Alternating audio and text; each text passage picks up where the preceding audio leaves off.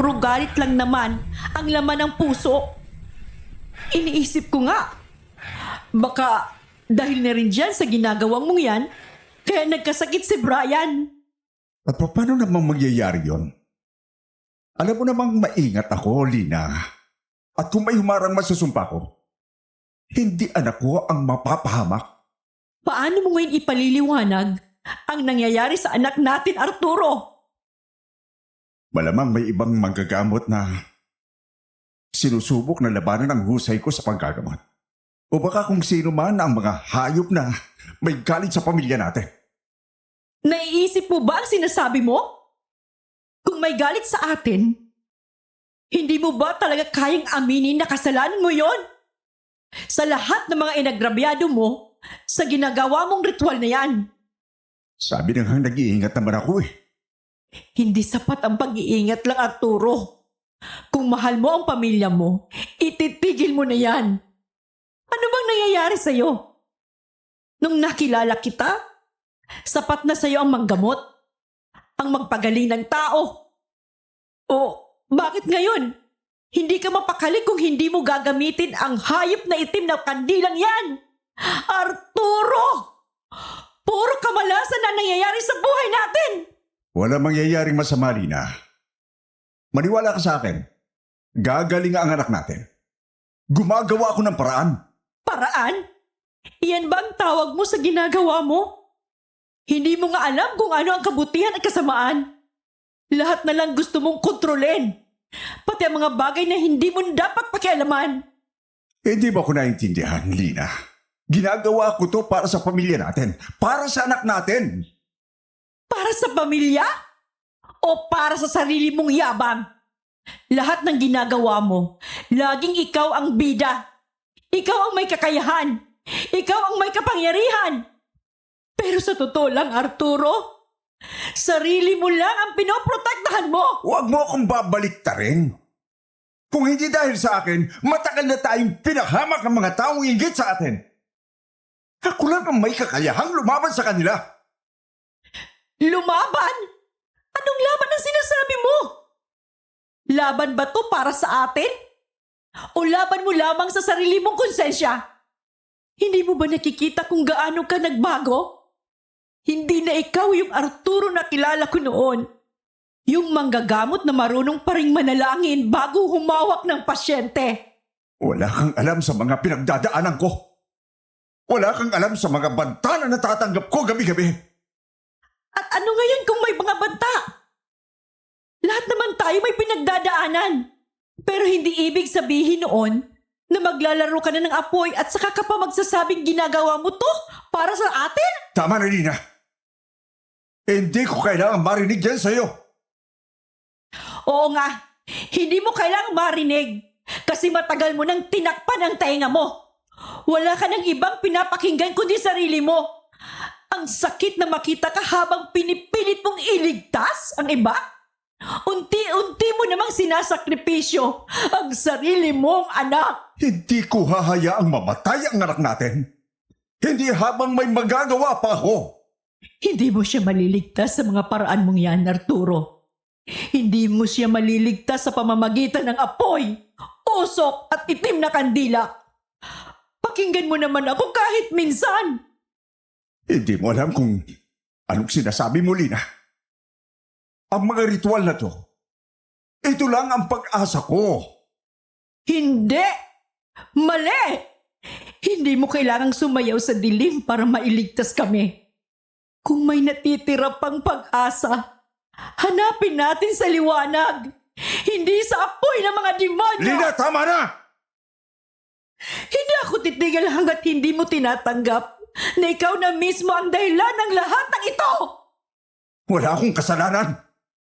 Lahat ng ginagawa mo ay may kabayaran, Arturo! At baka oras na para pagbayaran mo na yon. Hindi mo alam kung anong sinasabi mo. Alam ko, Arturo. Alam kong habang tumatagal, mas lumalayo ka sa pagiging tao. Tumigil ka na, Lina! Tumigil? Hindi ako titigil hanggat hindi mo tinatapos yung kabaliwan mo. Wala kang karapatan! May karapatan ako. Asawa mo ako, Arturo. Ina ako ng anak mo. At ako lang ang may lakas ng loob na sabihin sa'yo na unti-unti mo na kaming pinapatay sa bawat sindi ng kandilang yan. Maniwala ka sa akin, Lina. Hindi mo alam ang pinapasok mo. At ikaw, hindi mo alam kung ano na ang nilalabanan mo. Ano ba? Tama na yan! Imbes na binabantayan niyo ang anak niyo, inuuna niyo pa talagang pag-aaway! Bakit ate? May nangyari ba? Oo! Si Brian! Sumusuka siya ng dugo! Ano? Kukunin ko ang gamot na ginawa ko kanina. Diyos ko, anak ko. Namamutla ka na. Sinubukan ko pa siyang kausapin kanina. Pero hindi na talaga siya makasagot. Titingnan ko ang bibig niya. Baka may kung anong dahilan kung bakit hindi siya makaimik. Anak, sandali lang. Ngumanga ka. Pangako, mag-iingat lang si Mama. Diyos ko! Ano yan? Bakit parang may mga karayom sa lalamunan niya? Diyos ko, kulang nga ito. Sino ang gumagawa nito sa anak ko? Diyos ko, Arturo! Bilisan mo! Huwag mong galawin basta. Kukuha muna ako ng malinis na tela. Kailangan na natin siyang madala sa ospital. Hindi na ito basta sakit lang. Sige, sandali. Ihanda ko mga gamit, ate-kate. Ano? Wala magdadala sa kanya sa ospital. Eh, hindi ba gagamot ng doktor ang kulam? Alam niyo naman yan, hindi ba? Pero Kuya Arturo, delikado na ito. Baka kailangan ng maoperahan si Brian. May paraan ako. May lunas ako rito.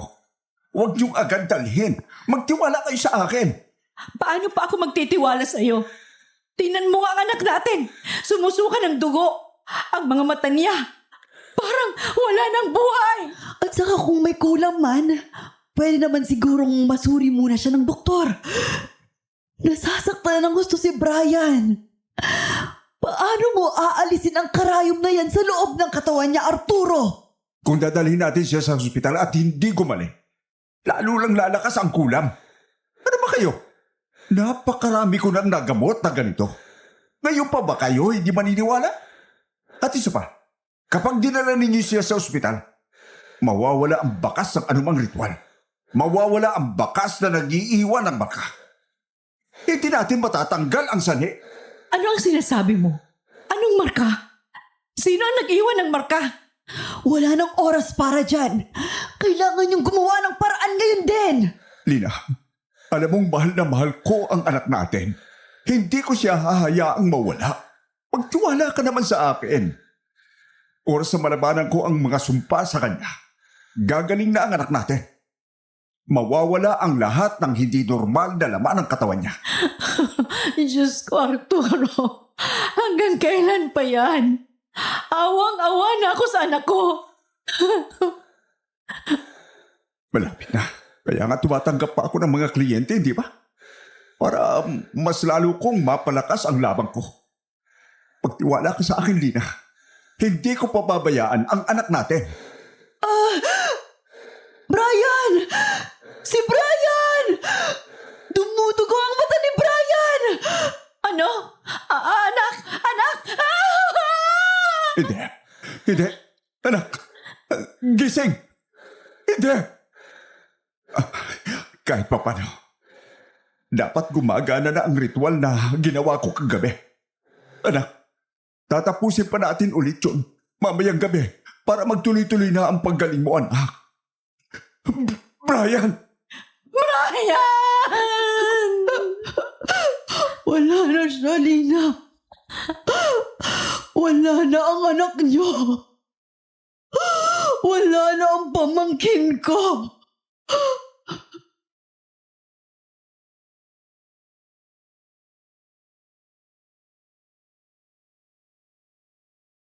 Magandang araw po sa inyo, Madam Venus. Ako nga po si Kathy, ang nakatatandang kapatid ni Lina, ang aking bunsong kapatid. Tubong Negros kami. Pero dahil sa mga nangyari noon, pinadala kami ni nanay sa ibang probinsya at doon na kami tumira ng kaming dalawa lang. Namasukan ako bilang kasambahay sa isang mayamang pamilya sa bayan. Habang si Lina naman ay nakilala si Arturo, ang lalaking naging asawa niya. 5 taon ang agwat ng edad nila. 20 taong gulang pa lang si Lina nang sila'y ikinasal at makalipas ng 1 taon, nagbuntis na siya agad. Si Kuya Arturo ay mula sa pamilyang kilalang albularyo. Sa pulpa noon, tanyag na sila sa husay sa paggagamot. Hindi naman mahirap pakisamahan ng kanilang pamilya. At kahit ako, madali kong nakagaanan ng loob ang mga ito. Kaya bilang tumatayong magulang noon, hindi na ako nagdalawang isip na payagan ang desisyon ni Lina na magpakasal. Malayo po kasi kami noon sa Negros at huli na ring nakarating sa aming mga magulang ang sulat tungkol sa kasal. Kaya't kami lamang ang naroon. Ako lang ang nakasama niya sa paglalakad patungo sa altar. Maganda sana ang naging samahan nilang mag-asawa. Ngunit mabilis din yung nagbago nang simulang pag-aralan ni Arturo ang itim na mahika.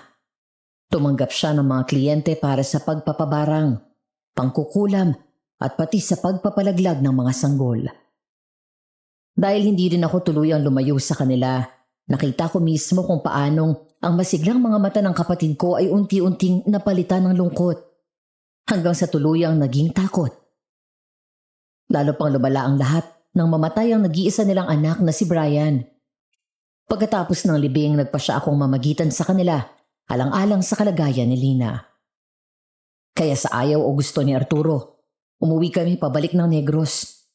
Ngunit ang akala kong pahinga para sa kapatid ko ay siya pa palang magdadala sa kanya sa mas madilim na bahagi ng kanyang buhay. At ito, Madam Venus, ang kwento kong nais ibahagi sa inyo ngayon.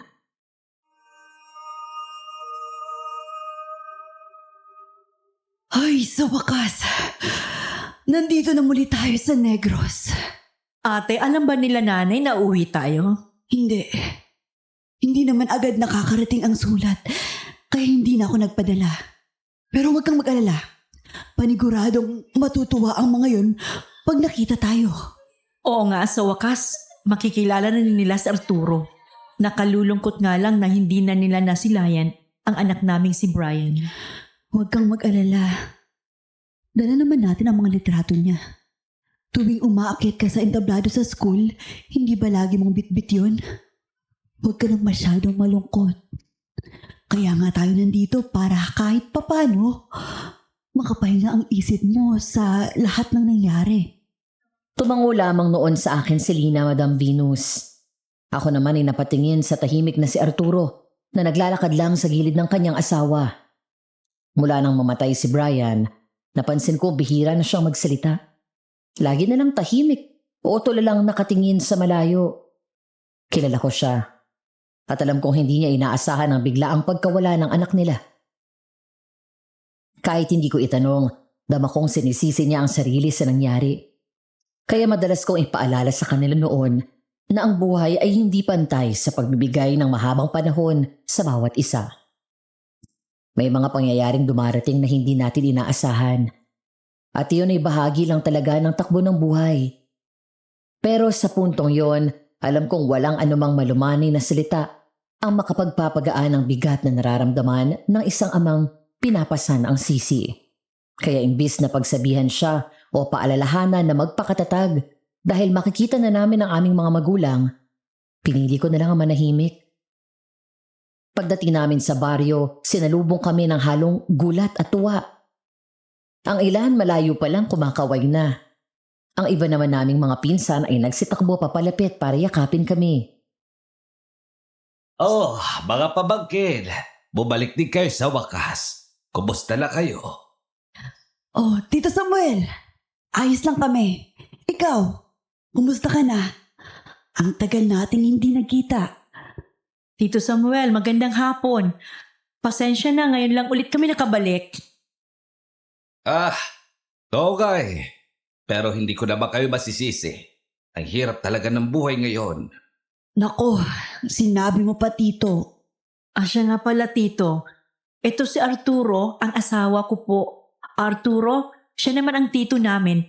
Matagal na siyang nakatira dito sa bahay nila tatay, kaya para na rin namin siyang pangalawang ama. Magandang hapon po, Tito Samuel. Pasensya na po. Ngayon lang kami nakapunta rito. Nako, walang problema yon. Kami nga dapat na humingi ng pasensya. Hindi ba lang kami nakadalo sa kasal ninyo noon? Okay lang po yun, Tito. Alam naman naming huli nang dumating ang mga sulat namin sa inyo. Kaya nga alam nyo naman dito, 3 linggo bago makarating ang sulat. Saka pala, Kati, ikaw, wala ka pa bang ipapakilalang asawa sa amin? Naku, Tito, wala pa. Hindi man ako nakabangwit doon. Nako, mahina ka talaga. Sige na, tara na sa bahay. Siguradong magugulat sina tatay at nanay pag nakita kayo. Tatay! Nanay! Halik kayo! May sorpresa ako! Ay, ano ba yan, Samuel? Naglalaba ako Pag walang katuturan yan, masasapok talaga kitang lalaki ka. Ay, mga anak! Ay, Diyos ko, mga anak! Hagi mo, bilisan mo! Nandito ang mga anak natin! Lida! Kate! Mga anak ko! Miss na miss ko na kayo! Ang tagal namin hindi kayo nakita! Miss na rin po namin kayo, tatay. Kumusta naman po kayo rito? Ay, ayos lang naman kami, Lina, anak. Maayos na maayos kami ng nanay ninyo dito. Siya nga po pala, tatay. Eto po si Arturo. Asawa ko po. Magandang gabi po sa inyo. Pasensya na ho kayo. At hindi namin magawang makadalaw, no? Ay, nako, wala yun, iho. Alam naman naming mahirap ang buhay. Wala problema. Nasa na palaga po ko? Hindi niyo ba isinama si Brian? Biglang natahimik ang paligid. Malinaw kong nakita kung paano mariing napalunok noon si Arturo, Madam Venus. Maging si Lina ay bahagyang napatungo. Tila ninanamnam ang bigat ng alaala. Para maibsan ang nakapanlulumong katahimikan, nilipitan ko si nanay at tatay at mahigpit ko silang niyakap. Saglit kaming nagkamustahan at sa pagitan ng mga patlang ng aming usapan, pasimple kong ipinahiwatig na wala na si Brian. Mahaba at masakit na kwento. Hindi ko na kailangang magpaliwanag pa sapagkat sa paraan ng pagkakatitig ni nanay, alam kong naunawaan niya agad kung bakit kami nagbalik ni Lina. Anak, Lida. Eto palang kwarto niyo mag-asawa. Yan pa rin ang kwarto mo nung dalaga ka pa. Nandyan lahat ng mga gamit mo at hindi namin inaalis. Pero wag kang mag-alala. Malinis naman yan. Ikaw naman, Kate. Nandun pa rin ang mga gamit mo sa kwarto mo. Wala rin kaming ginagalaw doon, anak. Lahat ng mga gamit mo nandun pa rin. Salamat po, nanay.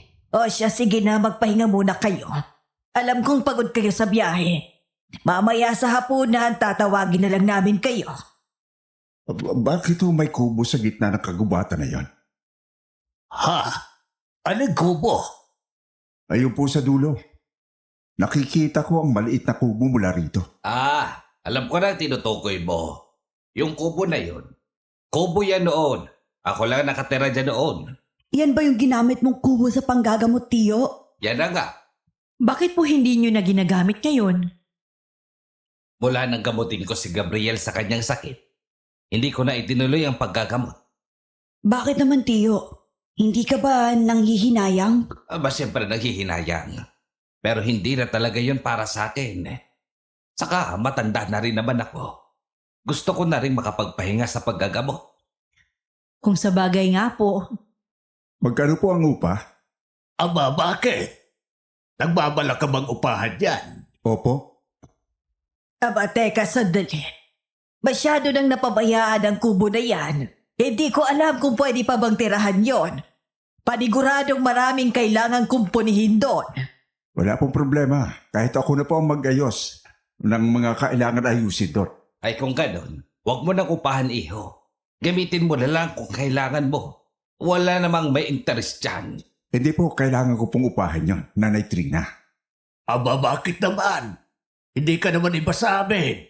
hayaan nyo na po siya, nanay. Hindi po kasi siya sanay pumilo sa lugar na hindi niya pagmamay-ari. Kaya gusto niyang rentahan ang kubo. Ganun ba? Siya. Upahan mo na lang ng 1,000 kada buwan. Ayos na yun. Salamat po, Tatay Gibo. Walang nga naman. Sige na.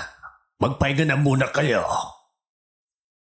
Pumasok noon sa loob sina Arturo at Lina, Madam Venus. Tahimik silang naglakad.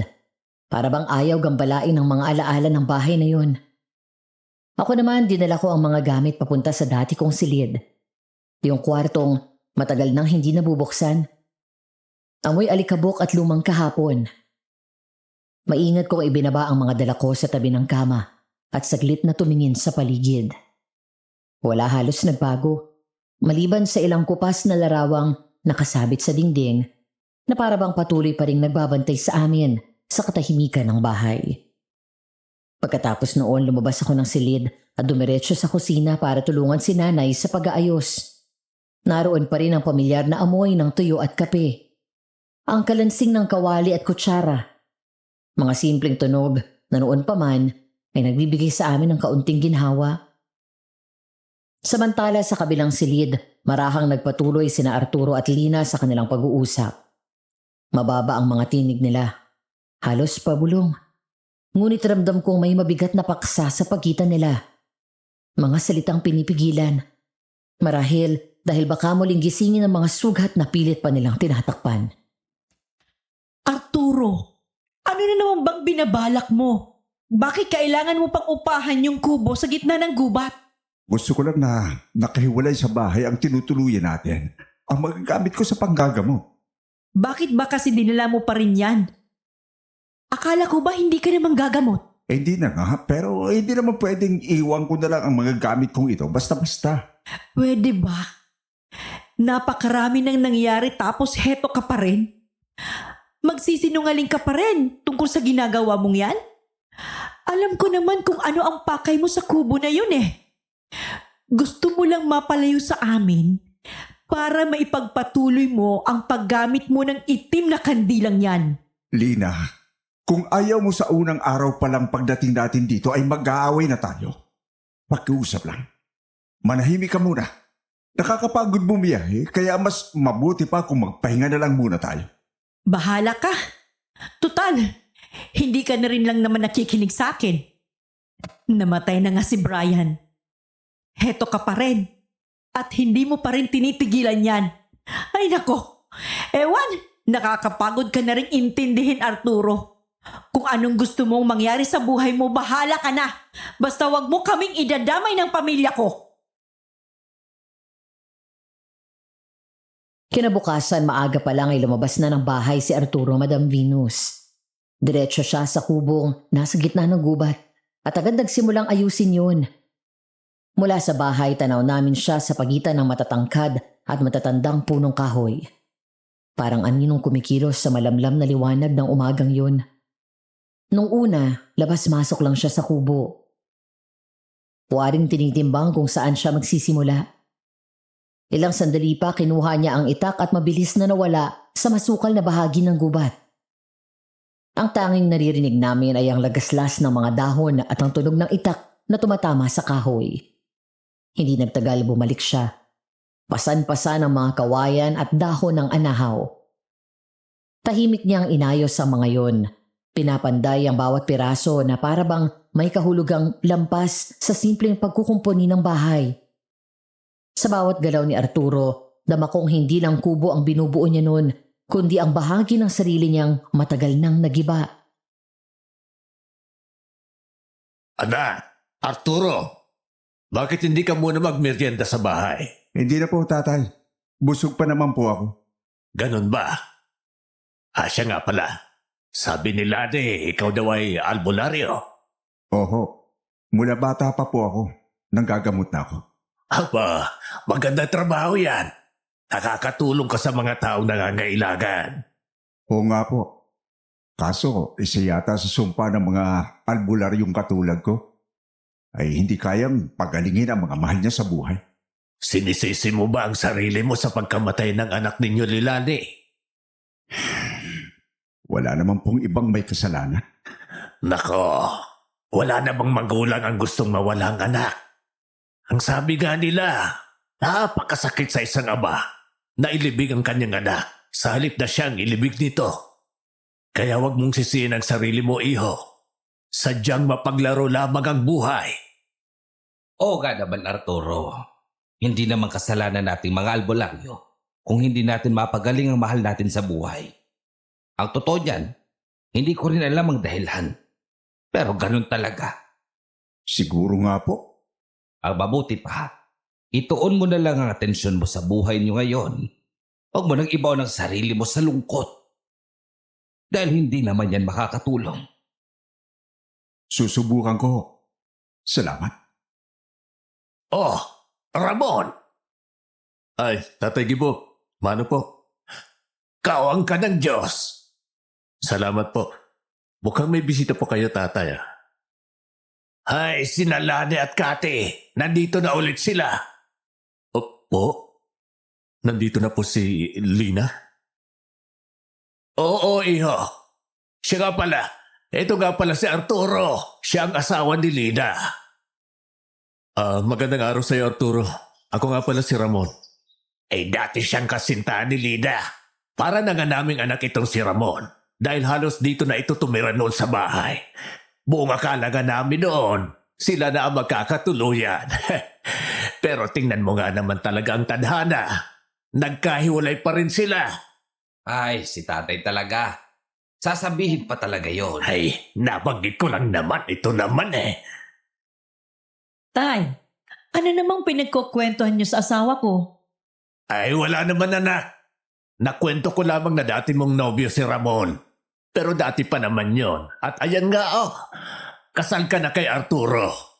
Kahit na tatay, hindi niyo na dapat kinikwento pa ang mga bagay na yan sa asawa ko.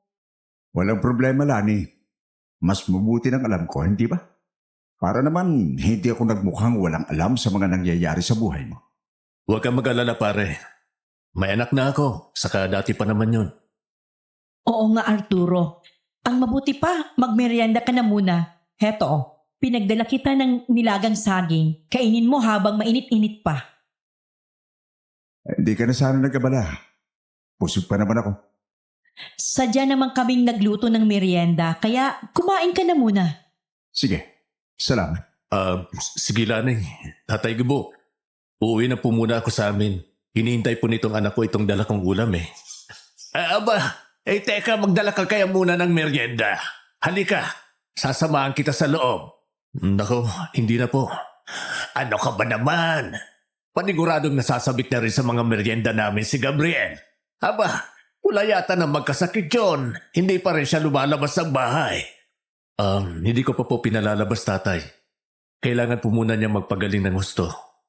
Bakit? Ano bang nangyari sa anak mo, Ramon? Kuwan eh. Nabarang si Gabriel, Lina. Mabuti na lang. At nagawa pa naming mapigilan. Nabarang? Oo. Mabuti na lang at magaling ang albularyong nalapitan ko. At napagaling siya. Naku na ba, nabobolahin mo pa ako. Kumusta na siya ngayon? Nagpapagaling na lang. Nakakalakad na ulit siya at nagpapalakas. Siguro mga 1 linggo pa at makakalabas na ulit si Gabriel. Iyon nga lang ang malungkot. Dahil matapos na pagaling nitong si Samuel si Gabriel, saka pa naman siya nakaisip na huminto sa panggagamot. Halos lahat pa naman ng tao dito sa baryo natin ay umaasa sa kanya. Lalo na't patay ng ibang albularyo rito. Hayaan niyo na ako makapagpahinga. Tanda na ako. Gusto ko ring mamatay na nakaranas ng normal na buhay. Nakakasawa na rin ang panggagamot. Yun lang ba talaga ang rason? Oy, hindi niyo naiintindihan. Pero may mga gawain ng isang albularyo na minsan labag din sa kalooban namin. Kaya mas mabuti na nga ang tumigil na lang. Ay hindi valid ah. Nandito na si Arturo. Albularyo siya. Kaya malamang na siya na ang susunod na manggagamot dito sa baryo natin. Albularyo ka pala, Arturo. Oo, nakakatuwa nga. At tila para talaga sa albularyo ang kubong ito. Uupahan na niya ito, Ramon. Kaya isang albularyo muli ang maninirahan dito. Mas mabuti po yan. Para madali lang matukoy ng mga tao kung nasaan ang bagong albularyo sa Negros. Tay, Ramon, hindi namang gagamot si Arturo. Kaya nga kami nandito para magpahinga. Kamamatay lang ng anak namin at gusto muna naming lumayo sa mga bagay na pwedeng magpaalala sa nangyari kay Brian. Hindi naman sa nakikialam ako. Pero bakit ba namatay ang anak ninyo? Gaya ng anak mo, Ramon. Nabarang din siya. At hindi ko siya napagaling. Kaya kung iniisip mong maganda at may panibago na kayong albularyo, nagkakamali ka. Isa lang akong hamak na palpak na albularyo. Wala ka bang napapagaling, iho, Lisa? Marami, tatay. Pero hindi lang niya matanggap na hindi niya nagamot ang anak namin. Ang sabi ng namatay na albularyo, hindi raw talaga kayang gamutin ng albularyo ang sariling pamilya. Alam kong alam mo naman yan, Arturo. Kaya wag mo nang sisihin ang sarili mo. Anong alam mo naman? Mahal naman. Ang punto lang naman kasi namin, hindi mo rin naman ginusto ang nangyari. Kaya huwag mong sisihin ang sarili mo ng ganyan. Bakit ba nandito kayo? Kailangan ko nang tapusin ito bago maghapon. Eto na, Nani. Salamat sa merienda. Babalik na ako sa pagkuha ng anak. Ay, iba rin ang ugali ng asawa mong yun, ano? Parang nahihimigan kong nawawalan siya ng galang sa matatanda. Ikaw naman kasi, tatay. Kung ano-ano agad ang sinasabi mo. Oo, bakit? Nagkwento lang naman ako, ah.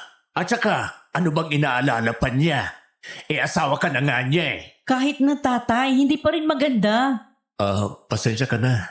Baka mag-away pa kayo ng asawa mo dahil sa akin. Sus, kaartehan lamang yan. Asawa na nga siya, eh. Halika na, Ramon. Ikuha mo na ng merienda si Gabriel. Sige po, salamat. Nang hapon ding yon, nasa labas kami ng bahay na magkapatid, Madam Venus. Nakaupo kami sa tapat ng maliit na apoy na sinisindihan ni tatay tuwing gabi. Tanglaw namin sa dilim at panlaban sa lamig ng hangin mula sa bukirin. Habang abala ako sa pagansilyo ng sapin sa lamesa, napansin kong tahimik si Lina. Malayo ang tingin. Nakatutok ang mga mata niya sa kubong inuupahan ni Arturo, na tanaw mula sa aming bakuran. Bago pa tuluyang lumubog ang araw, nakita naming natapos na niya ang pagkukumpuni ng kubo. Ngunit kahit dumidilim na, patuloy pa rin siyang abala roon. Hindi siya tinatawag ni Lina dahil alam niyang ayaw ni Arturo na inaabala kapag may ginagawa. Pero nakita ko sa mukha ng aking kapatid ang pag-aalala. Yung mga mata niyang gustong kumilos pero pinipigilan ng takot na baka maghalit ang asawa niya. Kaya hindi ko na rin napigilan ang sarili kong mapatanong. Ayos ka lang ba? Nag-aalala ako kay Arturo, ate. Ramdam ko kasi na sinisisi niya ang sarili niya sa nangyari kay Brian. Bakit ikaw? Hindi mo ba siya sinisisi? Nagalit ako sa kanya, oo. Nandito pa rin sa isip ko na baka nga dahil sa pagkahumaling niya sa itim na kandilang iyon, kaya nagkasakit si Brian. Paano kung may gumanti sa ginawa niya at ang anak namin ang naapektuhan noon? Kung yan ang iniisip mo, malamang ganun din ang iniisip niya, Lina. Kaya hindi mo maaalis sa kanya ang sisihin ang sarili niya. Pero paano kung maging galit ang pagsisisi na iyon? Paano kung maisipan niyang gumanti? Hanapin kung sino ang nagbigay ng sumpa kay Brian. Nag-aalala ako sa kanya, ate. Mahal ko si Arturo. Kahit na madalas hindi kami magkasundo. At hindi ko kakayanin kung pati siya ay mawala sa buhay ko. Ang mabuti pa, subukan mong kausapin ang asawa mo. Sabihin niyo sa isa't isa ang nararamdaman niyo. Sana nga, ate. Ganun lang kadali. Si Arturo kasi, kilala ko siya. Kapag ganitong pagkakataon, mas ginugusto niyang mapag-isa. Natahimik na lang ako noon, Madam Venus. Sa totoo lang, mas kilala talaga ni Lina ang asawa niya kaysa sa akin. Hindi nagtagal may humintong paragos sa tapat ng bahay namin. Dahil gabi na at tahimik na ang paligid, napakunot ang noo ko sa pagtataka nang makita ko si Ramon kasama ang anak niyang si Gabriel na sakay ng kalabaw. Halata pa ang pangihina ni Gabriel mula sa pagkakasakit niya. Agad kaming napatayo ni Lina. Sinalubong sila at tinulungan naming makababa si Gabriel. Dahan-dahan namin siyang inalalayan papasok sa loob ng bahay. Habang si Ramon naman ay bakas ang pagod sa mukha. Para bang galing sa mahabang paglalakbay na may dalang mabigat na dahilan. Pasensya na po kayo sa abala. Si Gabriel kasi hindi mapakali nang malaman na nandito sila Lina. Bakit iho? Kilala mo ba ako? Ano kasi anak? Lagi ka naming nababanggit ni tatay mo kay Gabriel. Hello po, Tita Lina. Kinagagala ko po kayong makilala. Ikinagagalak din kitang makilala, Gabriel. Pasok kayo, Ramon. Sa bakanting silid mo na lang patuloyin si Gabriel. Sama na kayong mag-ama doon. Maraming salamat po, Tatay Gibo. Pasensya na rin ho kayo sa abala. Ay, naku, wala yun. Para ka na rin naming anak. Lalo na itong si Gabriel. Alam mo namang apo na rin namin ito. Salamat po, Lolo, Lola. Wala nga naman na po. Oh, kumain ka na ba? Oo nga, Gabriel. Tamang-tama. Naglaga ako ng baboy. Kakain ka. Sige po, Lola. Ang tagal ko na rin pong hindi natitikman ng luto nyo. Ay, oo nga. Mabuti na lang talaga at magaling ka na. Magandang gabi ho. Pasensya na. Gabi na ako nakabalik. Mahal, halika. Kumain ka na rin muna ng hapunan. Pasensya ka na, hindi na kita nahintay kanina. Walang problema. Kumain ka na ba? Oo, sumabay na ako kila ate at nanay. Sige. Magandang gabi, Arturo. Dito nga pala kami matutulog ngayon. Ito kasing anak kong si Gabriel. Nasasabik na makilala si Nakati at Lina. Hindi pa kasi niya sila nakikilala. Sige. Mauna na muna ako. Maglilinis muna ako ng katawan bago maghapunan. Sige Arturo, nakahanda na rin pala ang damit mo sa ibabaw ng kama. Salamat. Sadya bang ganyan ang asawa mo, Lina? Parang masyado siyang mailap sa mga tao. Sadyang ganyan, nanay. Hayaan niyo na. Mabuting tao si Arturo. Sadyang hindi lang natin siya kaugali. Opo, Nay. Sanay po kasi siyang mag-isa. Gawa na rin siguro ang trabaho niya kaya mas kampante siya kapag walang kausap. Siya nga po pala. Natapos na po ni Mayor na gawin ng ilog. Tinambakan nila ng tulay sa kanang bahagi para maipon ang tubig at tumaas. Baka gusto niyo pong mananghalian doon at makapaglangoy-langoy na rin. Aba, mukhang masaya yan ah. Ay, paano si Gabriel? Huwag niyo po akong alalahanin. Ayos lang po sa akin sa pangpang lang habang nanonood at kumakain. Hayaan mo, Gabriel. Oras na gumaling ka, pupunta ulit tayo doon. Salamat po. Ano po? Punta na po ba tayo bukas? Para hindi ko na po agad maibalik ang kalabaw sa tiyuin ko. Para naman mahakot ng paragos ang iba nating gamit. Sige Ramon, mabuti nga yan nang tayo ay makapagpahinga man lang. Tataniyin ko muna ang asawa ko, hindi kasi siya mahilig sumama sa mga ganyan eh. Kapag sumama siya, sasama rin po ako. Sus! Maaari ba naman yan, Lina? Aba, turuan mo rin namang makisama. Tayo dito ay maayos namang nakikitungo rin sa kanya. Opo. Natahimik na lamang ako noon, Madam Venus. Alam ko namang sa aming lahat, si Lina ang mas nakakakilala sa kanyang asawa. Kaya hindi ko na ginatungan pa ang mga sinabi ni nanay at tatay. Kinabukasan, maaga kaming nagising para maghanda sa pagpunta sa ilog. Pagkatapos maihanda ang mga pagkain at iba pang kakailanganin, saka lamang lumabas ng kwarto si Arturo. Hindi ko mabasa noon ang ekspresyon niya, Madam Venus. Alam kong napilitan lamang siya sumama sa amin, pero hindi mo rin naman mababaka sa mukha niya ang pagkainis o pag-aalinlangan. Ngunit wala ring bakas ng tuwa o sigla. Pagdating namin sa ilog, siya pa mismo ang nagpresentang mag-ihaw ng mga pagkain, kaya agad na nagtakbuhan ang iba para maligo. Naiwan sa itaas si Gabriel, nakaupo sa monoblock chair, habang si Ramon ay abala sa pangunguha ng paggatong at si Arturo ay nasa tapat ng ihawan. Kita sa kilos ng dalawa ang tahimik na pagdaramdam. Parang bawat tingin ay may laman. Bawat kilos ay may bigat. Nakakatawang panoorin yon para kina tatay at nanay. Pero ako, Madam Venus, hindi ko napigilan ang mag-alala sa aking kapatid na noon ay abala sa paliligo. Walang kamalay-malay sa mga matang nagmamasid sa kanya mula sa pampang. Tito Arturo, Bakit? matagal niyo na po bang asawa si Tita Lina? Bakit mo naman natanong? Wala naman po. Wala naman pala. Gabriel, huwag mong inaabala si Tito Arturo mo. Ang mabuti pa, manahimik ka na lang sa iyong pwesto. Gusto mo ba ng mainom? Sige po, Papa. Soft drinks po sa akin. Sige. At huwag ka namang gulo pasensya ka na sa anak ko Arturo. Matanong lang talaga siya masyado. Alam mo naman ang mga kabataan ngayon. May anak ka rin naman, di ba? Siguradong alam ko rin ang pakiramdam ng may nagbibinatang anak. Huwag mo nga akong kinakausap na parang hindi mo alam kung ano ang nangyari sa anak ko. Hindi naman yun ang punto. Ang ibig kong sabihin ay... Ramon, halika dito sa ilog. Maligo tayo. Samahan mo nga ulit ako doon sa may dulo. Di ba may kuweba tayong pinupuntahan noong mga bata pa tayo? Sige na, Papa. Samahan mo na po si Tita Lina. Mukhang gusto na ulit niya makita yung kuweba eh. Sige. Sandali lang. Aalisin ko lang itong pangitaas ko. Arturo, pupunta lang kami doon ha? Ikukuha kita ng bunga ng tampoy. Di ba sabi mo, gusto mong matikman yon? Kaya kong kumuha mag-isa. Hindi mo na ako kailangang ikuha pa. Ha? Pero hindi ka marunong lumangoy, mahal. Hindi naman mapupuntahan yung puno na yon nang hindi dumadaan dito mismo sa ilog. Hindi na. Huwag mo na akong ikuha. Mabilis lang ako. Promise, we will be right back.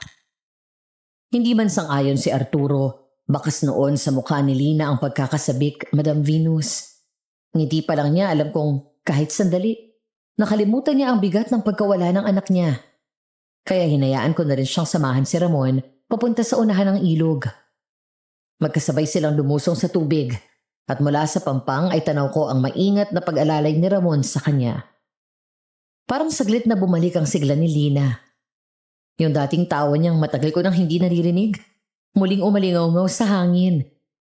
Gaya ng ipinangako niya, agad din silang bumalik. Dala ang ilang bungang tampoy na masaya nilang iniahon mula sa tubig. Tila mga alaala ng isang hapong muling nagbigay sa kanya ng dahilan para ngumiti. Sabi sa'yo, mahal. May bunga doon eh. Heto, tikman mo. Salamat. Iningal ako doon Ang bilis mo pa rin lumangoy, Lina. Talaga ba? Binabagalan mo lang naman yan eh. Hindi. Kahit noon pa man, mas mabilis ka talagang lumangoy kaysa sa akin. Ay, ewan ko sa'yo, Ramon. Ang haba ng bias mo. Ikaw pa ang mabagal lumangoy.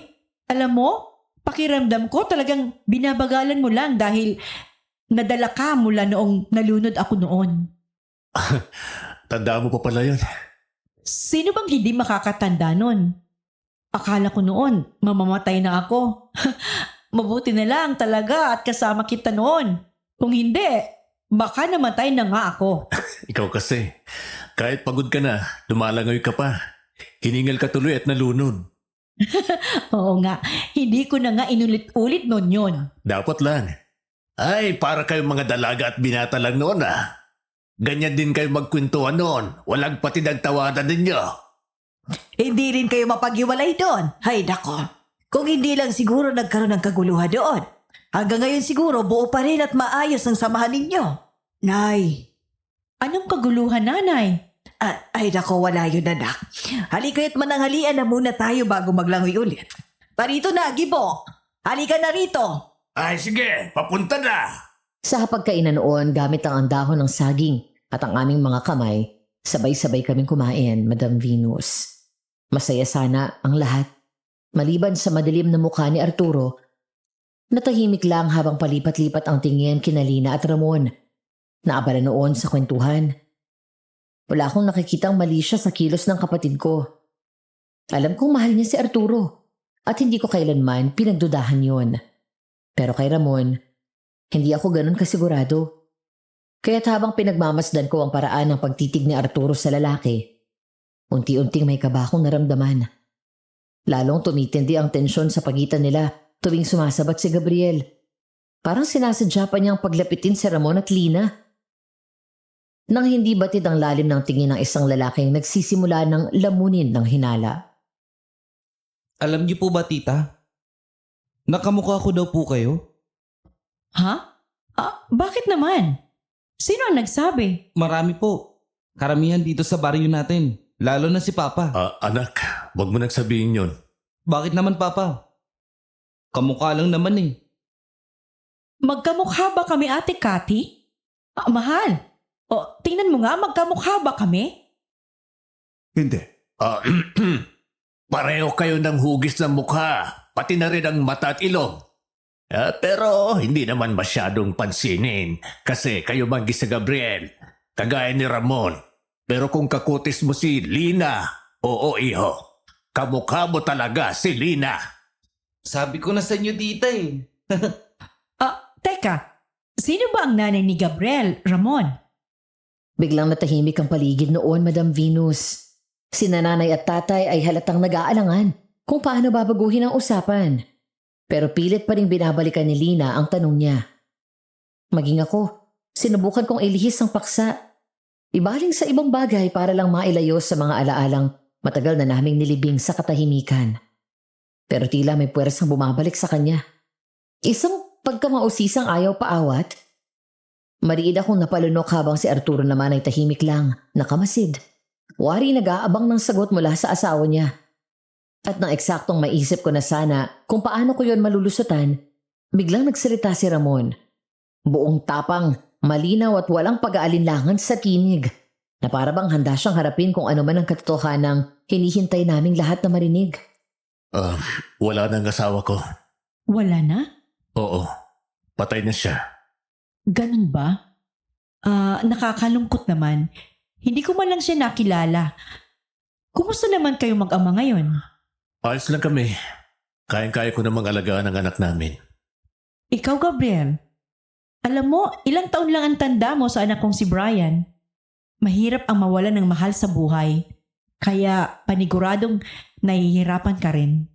Bata pa lang po ako, hindi ko na nakita si Mama. Pero opo, malungkot. Kahit sinabi ni Papa na wala na si Mama, naniniwala pa rin akong balang araw, mabubuo pa rin kami. Ganun ba? Paniguradong kung kaya ng nanay mong bumalik pa, hindi siya magdadalawang isip. Lalo na kung ang anak niya ay katulad mo. Talaga po? Palagay niyo po, pag nagkaroon ng pagkakataon si Mama, babalik siya sa amin? Oo naman. Wala namang ina ang gustong mawalay sa kanyang anak. Ay nga pala, maiba ako. Ang kumari ko kahapon pa masama ang pakiramdam. Baka naman pwedeng sumaglit ka sa kanila bukas, Arturo. Nakakaawa na. Malamang ay nadanyuhan yon. Hindi na po ako manggagamot, Nanay Trina. Ay sayang naman. Sigurado ka ba? Bihira lang ang nabibigyan ng ganyang kakayahan. Sigurado po ako. Hayaan mo na siya, Trina. Paniguradong nalulungkot pa rin ang manugang natin sa nangyari kay Brian. Pero oras na mawala na ang sakit ng pagkawala ng anak, paniguradong manggagamot pa rin yan si Arturo. Hindi ba, anak?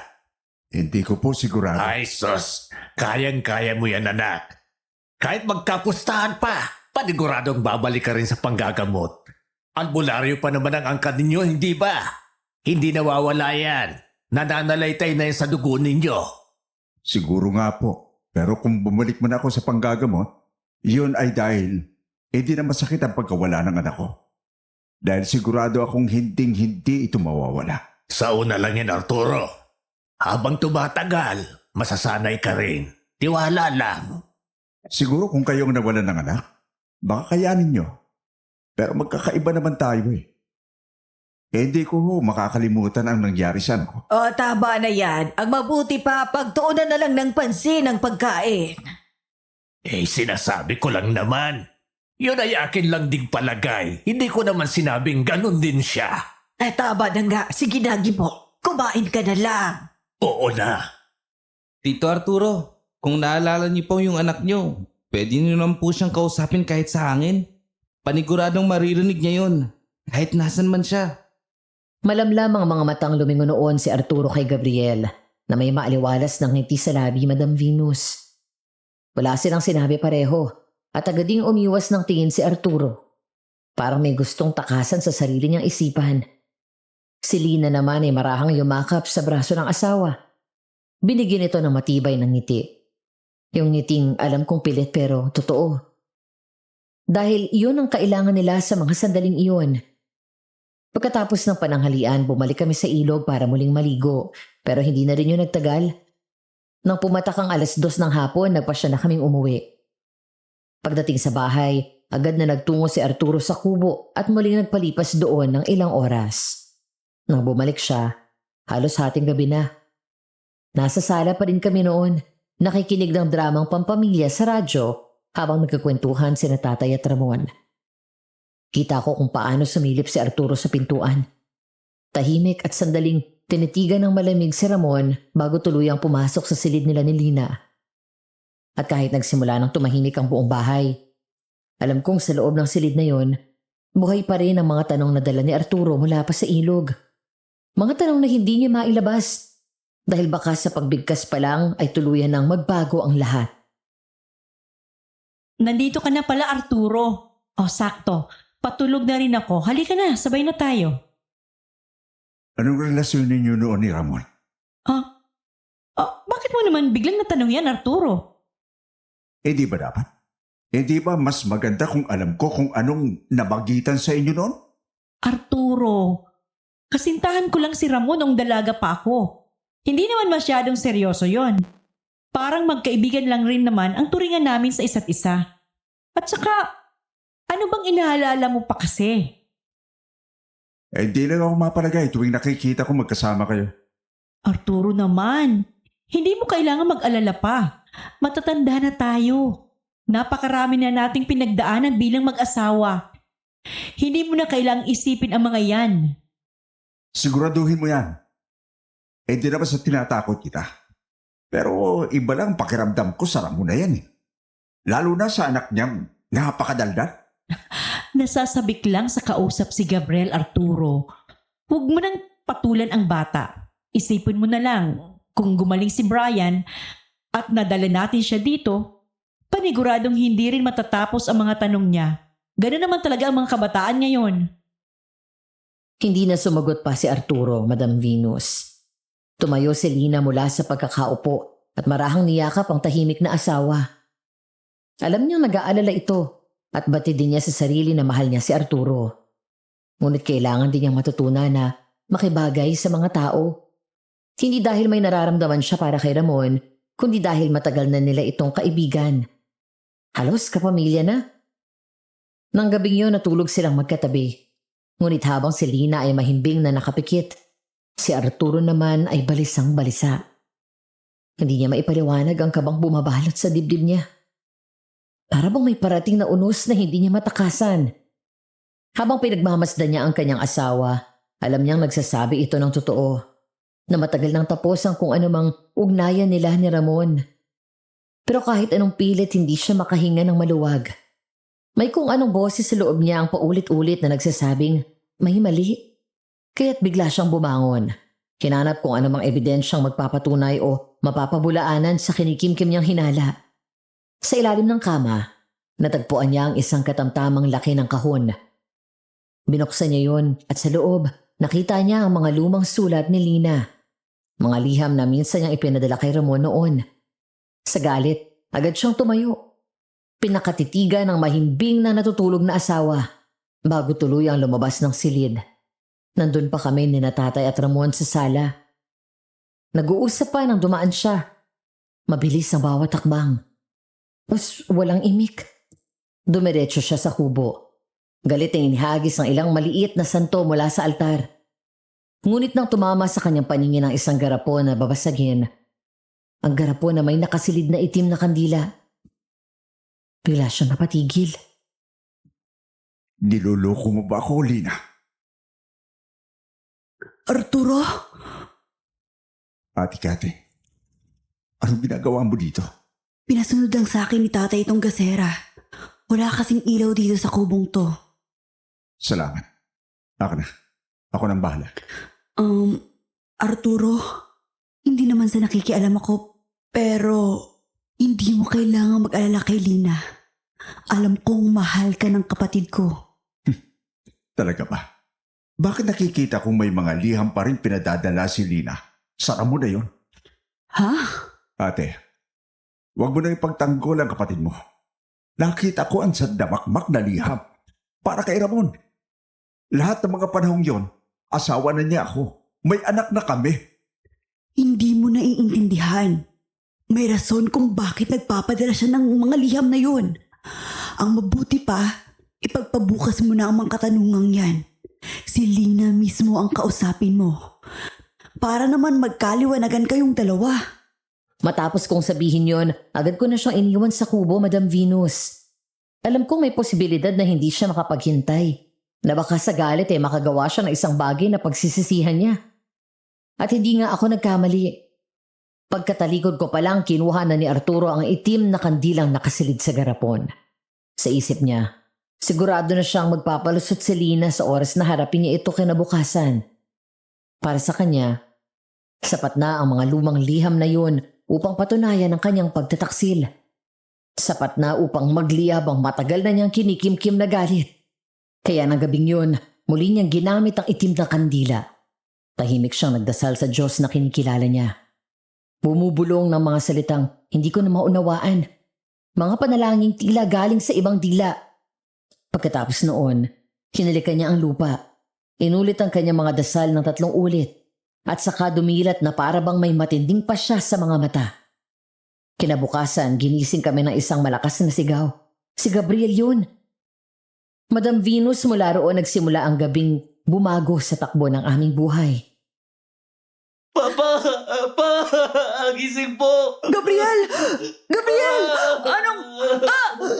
Tatay! Nanay! Ano yon? Ano bang nangyari? Bakit kayo nagsisigawan? Tatay po! Si Papa po! Hindi na po siya gumigising! Ano ay sandali nga. Ramon! Anak, gising! Ramon! Tawagin niyo si Samuel! Wala po si Tito Samuel. Maaga siyang umalis kaninang madaling araw. Ano? Saan naman siya nagpunta? Hindi ko po alam. Nako, nalinti ka na. Kanina ko po siya ginigising. Pero nagulat na lang po ako kanina. Bigla na lang may lumabas na ipis sa tenga niya. Kaya po ako sumigaw. Ipis? Opo, marami po, Tita Cathy. Nanay! Ano yung nangyayari rito? Bakit kami nakakarinig ng sigawan? Anak, hindi na kumikilos si Ramon. Po? Anong ibig niyo sabihin? Hindi lang siya hindi kumikilos. Humihina na rin ang tibok ng puso niya. Ay, Diyos ko, anong nangyayari? Bigla-bigla naman yata ito. Ganito rin po yung nangyari sa akin noon. Paano po kung may kumulam din kay Papa? Gising po. Bakit naman may kukulam sa ama mo, Gabriel? Masama ba siyang tao? Biglang natahimik ang buong silid. Lahat kami napatigil nang pumasok si Arturo. Noon ko agad naisip, Madam Venus, nagaling siya sa kanyang kubo kagabi. At sa mga mata pa lang niya, ramdam ko na ang galit. Nabanggit pa niya ang tungkol sa mga liham, kaya't marahan akong napalunok. Saka muling tumingin kay Ramon na mariing nakapikit. Hindi siya patay, pero halos hindi mo na marinig ang kanyang paghinga. At hindi nagtagal nakita naming may mga insekto nang gumagapang palabas sa kanyang katawan na para bang buhay pa yung nagsisimula ng mabulok ang kanyang laman. Maghapon kaming hindi mapakali noon sa bahay. Hindi ko alam kung paano ko haharapin si Arturo, Madam Venus. Kahit alam kong may kinalaman siya sa nangyari. Hindi ko pa rin magawang magtanong. Marahil dahil sa takot at sa katotohanan. Kaya niya kaming saktan gamit lang ang kanyang mga dasal at kaalaman. Ngunit nang magkapagkakataon akong mag-isa sa kusina kasama si Lani, tahimik siyang naggagayat ng Ricardo noon. Hindi ko na napigilan ang sarili ko magsalita. Lina, alam na ni Arturo ang tungkol sa mga liham mo kay Ramon. Ano? Nakita ko siya kagabi at sinabi niya sa akin na niloloko mo raw siya. Na nagpapadala ka ng mga liham kay Ramon noong mga panahong kasal na kayo. Nakausap ka na ba niya tungkol doon? Ang sabi ko kasi, ikaw mismo ang tanungin niya para maipaliwanag ang lahat. Hindi. Hindi pa niya nababanggit sa akin. At sa katunayan, Maganda pa nga ang gising ni Arturo kanina, ate. Akala ko okay lang ang lahat. Lina, paano kung... Anong pinag-uusapan ninyo? Wala. Kinukumusta ko lang si Lina. Kung hindi ba siya natatakot sa nangyayari ngayon kay Ramon. Malamang ay naaapektuhan din siya dahil nangyari rin ito noon kay Brian. Oo, Arturo. Kinukumusta lang ako ni ate. Teka, bakit ka nandito? May kailangan ka ba? Kailangan ilaga mo itong halamang gamot na ito. Pagkatapos, sabihin mo sa akin para mabintisyon ako. Ipatak natin sa bibig ni Ramon. Sandali. Ginagamot mo ba si Ramon?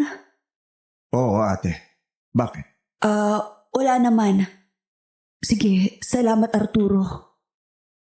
Bigla akong natigilan. Sa pagkakaalam ko, Madam Venus, hindi maaaring gamutin ng isang albularyo ang sarili niyang biktima sa kulam. Kaya naman inabangan ko ang mangyayari. Kung gagaling si Ramon, ibig sabihin hindi nga siya ang kumulam. Pero kung lalo naman siyang lumala, mas mapapatunayan ni si Arturo ang tunay na may kagagawan. Masama na agad kutob ko nang marinig kong gagamutin daw niya si Ramon. Ang boses niya kasi, hindi ko malimutan. Puno ng kumpiyansa. Parang wala lang sa kanya ang lahat. Para bang isa lang itong karaniwang karamdaman. At hindi niya kailangang kabahan. Kahit alam niyang nakita ko siya sa kubo noong gabi. Hindi nga ako nagtagal. Kinagabihan din, muling nagmulat si Ramon. Mahina pa rin siya, pero kapansin-pansin ang bigat ng pagod ng kanyang katawan. Ay, Diyos ko. Mabuti na lamang at nandito ka, Arturo. Kung hindi namin alam ang gagawin. Wala na kasing albularyo sa baryo na ito. Paano pa namin nahanapan ng luna sa mga sumpang kagaya ng nangyari kay Gabriel? Di pa siya tuluyang magaling. Ilang araw pa na tuloy-tuloy na panggagamot bago maibalik ang lakas niya. Ay, kahit ganon. Ang importante ay nakikita natin ang pagbabago araw-araw. Salamat, iho. Walang anuman po. Salamat po, Tito Arturo. Sige na. Ang mabuti pa ay iwan niyo na siya para makapagpahinga ng mabuti. Halina muna kayo sa labas. Naganda ako ng minatamis na merienda. Hayaan na muna natin si Ramon na makatulog. Sandali. Maraming salamat, Arturo. Tumango lamang si Arturo at naunang lumabas, Madam Venus. Ako naman ay sinadyang magpahuli at sinabayan si Lina sa kusina para kumuha ng mga minatamis. Habang sabay kaming nagsasalak ng pagkain, hindi ko maiwasang mapansin ang kulot noon niyang mukha. Alam kong pareho kami ng iniisip. Si Arturo ang may kagagawan sa nangyari noon kay Ramon. Pero napakabilis naman ang paggaling ni Ramon, hindi mo naman tuluyang maitatanggi na baka mali ang aming hinala. Ate, sabi mo nakausap mo si Arturo kagabi? Oo. At nakita ko siya sa kubo. Galit siya, Lina. Pero bakit hindi pa rin niya nabanggit sa akin ang tungkol sa mga liham? Hindi ko alam. Masama ang kutob ko. Anong balak mong gawin? Kailangan kong makausap si Ramon. Ano? Hindi ba dapat ipaliwanag mo muna kay Arturo ang lahat? May kasalanan ako kay Arturo sa paglilihim ko sa kanya ng totoo, ate. Pero kay Ramon, ako unang nagkulang. Siya ang kailangan ko munang makausap para maayos namin ang gusot na nagawa ko noon bago ko maipaliwanag kay Arturo ang lahat. Pero hindi mo naman kasalanan ang nangyari noon, Lina. Kung iisipin, naloko ka lang din. Kahit na ate, alam ko naman ang totoo at sinadya kong madala sa maling mga desisyon ko noon. Kasalanan ko to. Ay, basta, kung ano man ang pinaplano mo, Lina, asahan mo tutulong ako sa'yo para maisakatuparan mo ng maayos. Salamat ate. Alam ko namang hindi mo ako pababayaan. Napatunayan mo na yan ng ilang taon. Oh, siya. Dalhin na muna natin to sa sala. Nanay, heto na po ang minatamis. Oh, nasaan po si Gabriel? Ay pumasok siya sa kwarto ng papa niya. Nakakarinig kasi kami kanina ng mainang kalabo. Baka may gustong iutos si Ramon. Okay po. Gabriel! May nangyayari sa loob. Gabriel, iho! Ano bang nangyayari? Ha? Samuel! Ay, Diyos ko, Samuel! Sinong gumawa nito sa kapatid ko? Nanginig ang mga kalamnan ko at halos hindi ko maaninag ng maayos ang itsura noon ni Tito Samuel. Wakwak ang tiyan niya na para bang nilapan ng mabangis na hayop. Wala na ang laman loob niya at namumutla ang buong katawan. Tila sinimot pati dugo. Nakakapanindig balahibo ang tagpong yun. At kahit ngayon, habang sinusulat ko ito, Madam Venus, hindi ko pa rin mapigilang mamutla sa alaala ng itsura ng aking tsuhin nung araw na yun. Bigla kong naalala ang nangyari nung madaling araw. Babangon sana ako noon para umihi nang madaanan ko si Tito Samuel. May bitbit siyang mga bagahe at nakatali ang noo na parang may sugat. Namamawi siya at hindi mapakali. Para bang may tinatakbuhan o kinatatakutan. Hindi ako sanay sa ganun niyang kilos, kaya napatigil ako at natanong kung saan siya pupunta. Pero dahil hindi siya sumagot, tinalikuran lang niya ako at nagpatuloy sa paglalakad palabas ng bahay. Naiwan akong tulala at hanggang ngayon, hindi ko pa rin malaman kung may kinalaman ba ang pag-alis niyang yon sa sinapit niyang kamatayan. Tatay, si Papa po. Sandali, nasaan si Ramon? Nakita ko po kanina. May malaking halimaw dito sa silid. Baka kinuha po niya si Papa. Baka siya po ang pumatay kay Lola Samuel. Halimaw? Anak, sigurado ka ba sa mga nakita mo? Opo, sigurado po ako. Nakita po ng dalawa kong mata. Kanina pagpasok ko po dito, bigla may paparating sa bintanang halimaw. Lumingin pa nga po siya sa akin bago tuloy yung tumalang palabas. Lumingon siya sa'yo? Opo, Anong itsura niya, Gabriel? mahaba po yung kuko niya. May balahibo. Hugis katawan ng tao pero kulubot at may itim na parang ayop. At saka, nung lumingon po siya kanina, mapupula ang kanyang mga mata. May pangil. At sobrang nakakatakot ang mukha niya. Nakita mo ba siyang kinuha ang papa mo, Gabriel? Hindi po. Nung pumasok po ako, hindi ko na po nakita si Papa. Siya na lang po ang naabutan ko. Sinasabi ko na nga ba? Ano yun, mahal? Sandali. Kailangan ko muna bumalik sa aking kubo. Ako naman ay lalabas muna. Hihingi ng tulong sa barangay official para tulungan tayo sa paghahanap kay Ramon. Pero paano nga po kung nakuha siya ng halimaw? Huwag kang mag-alala, iho. Hahanapin natin ang papa mo. Naiwan kaming naguguluhan sa mga nangyari. Nang tumingin ako kay Lina, kita ko ang takot sa kanyang mga mata.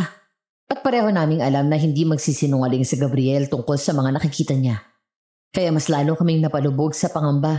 Hindi naman napigilan ni Lina ang sarili. Sinundan niya ang asawa patungo sa kubo. Ako naman ay piniling manatili kasama si Gabriel na abala sa sariling pag-aalala. At dito nagsimula ang mga susunod na pangyayari. Ang mga nangyari sa loob ng kubo ni Arturo. Arturo, Anong ginagawa mo rito? gusto kitang makausap.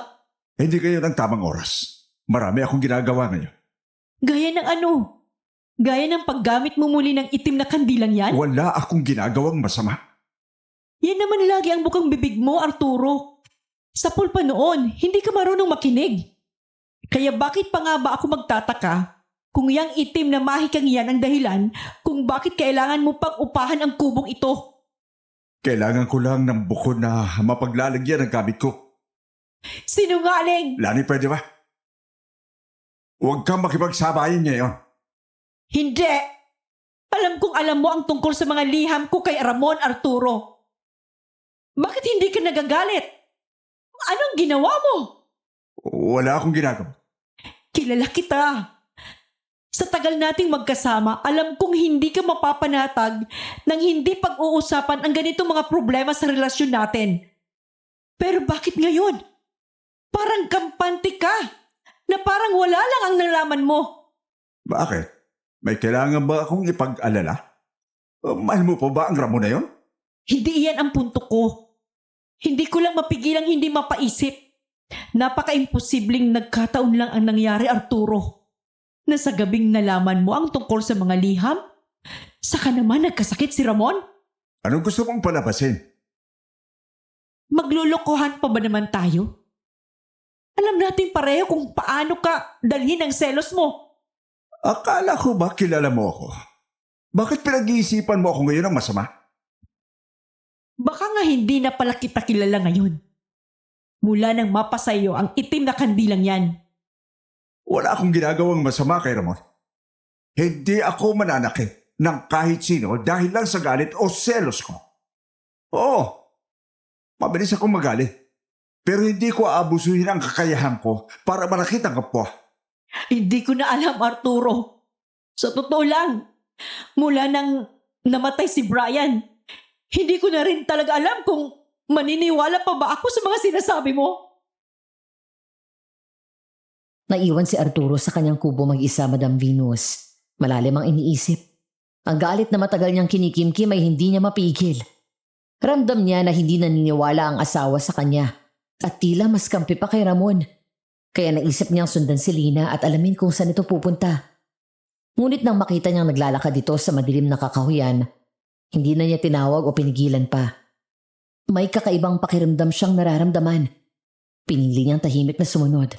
Sinisikap na hindi gumawa ng ingay upang hindi mapansin ni Lina at malaman kung anong pakay nito sa kakahuyan. Hindi kalayuan, Madam Venus. Nakita na niya si Lina na pumasok sa madilim na kuweba na gawa sa bato. Narinig niya ang lagislas ng tubig sa di kalayuang bahagi. At nang lingunin niya ang paligid, nagulat siya nang mapansin na nasa itaas na bahagi sila ng ilog. Kung saan natatanaw sa baba ng bangin ng ilog na pinuntahan nila noong nakaraang araw. Pagdating sa kuweba, akmang papasok siya nang makarinig ng mabibigat na mga hakbang. Agad siyang nagtago at mabuti na lamang at nakakita siya ng malaking puno na may malalaking ugat na pwedeng pagtaguan. Ngunit kahit na si Arturo ay isang albularyo at may kaalaman sa mga elementong espiritual, hindi niya mapigilan ang pagkagulat nang makita ang isang aswang na papalapit sa loob ng kuweba.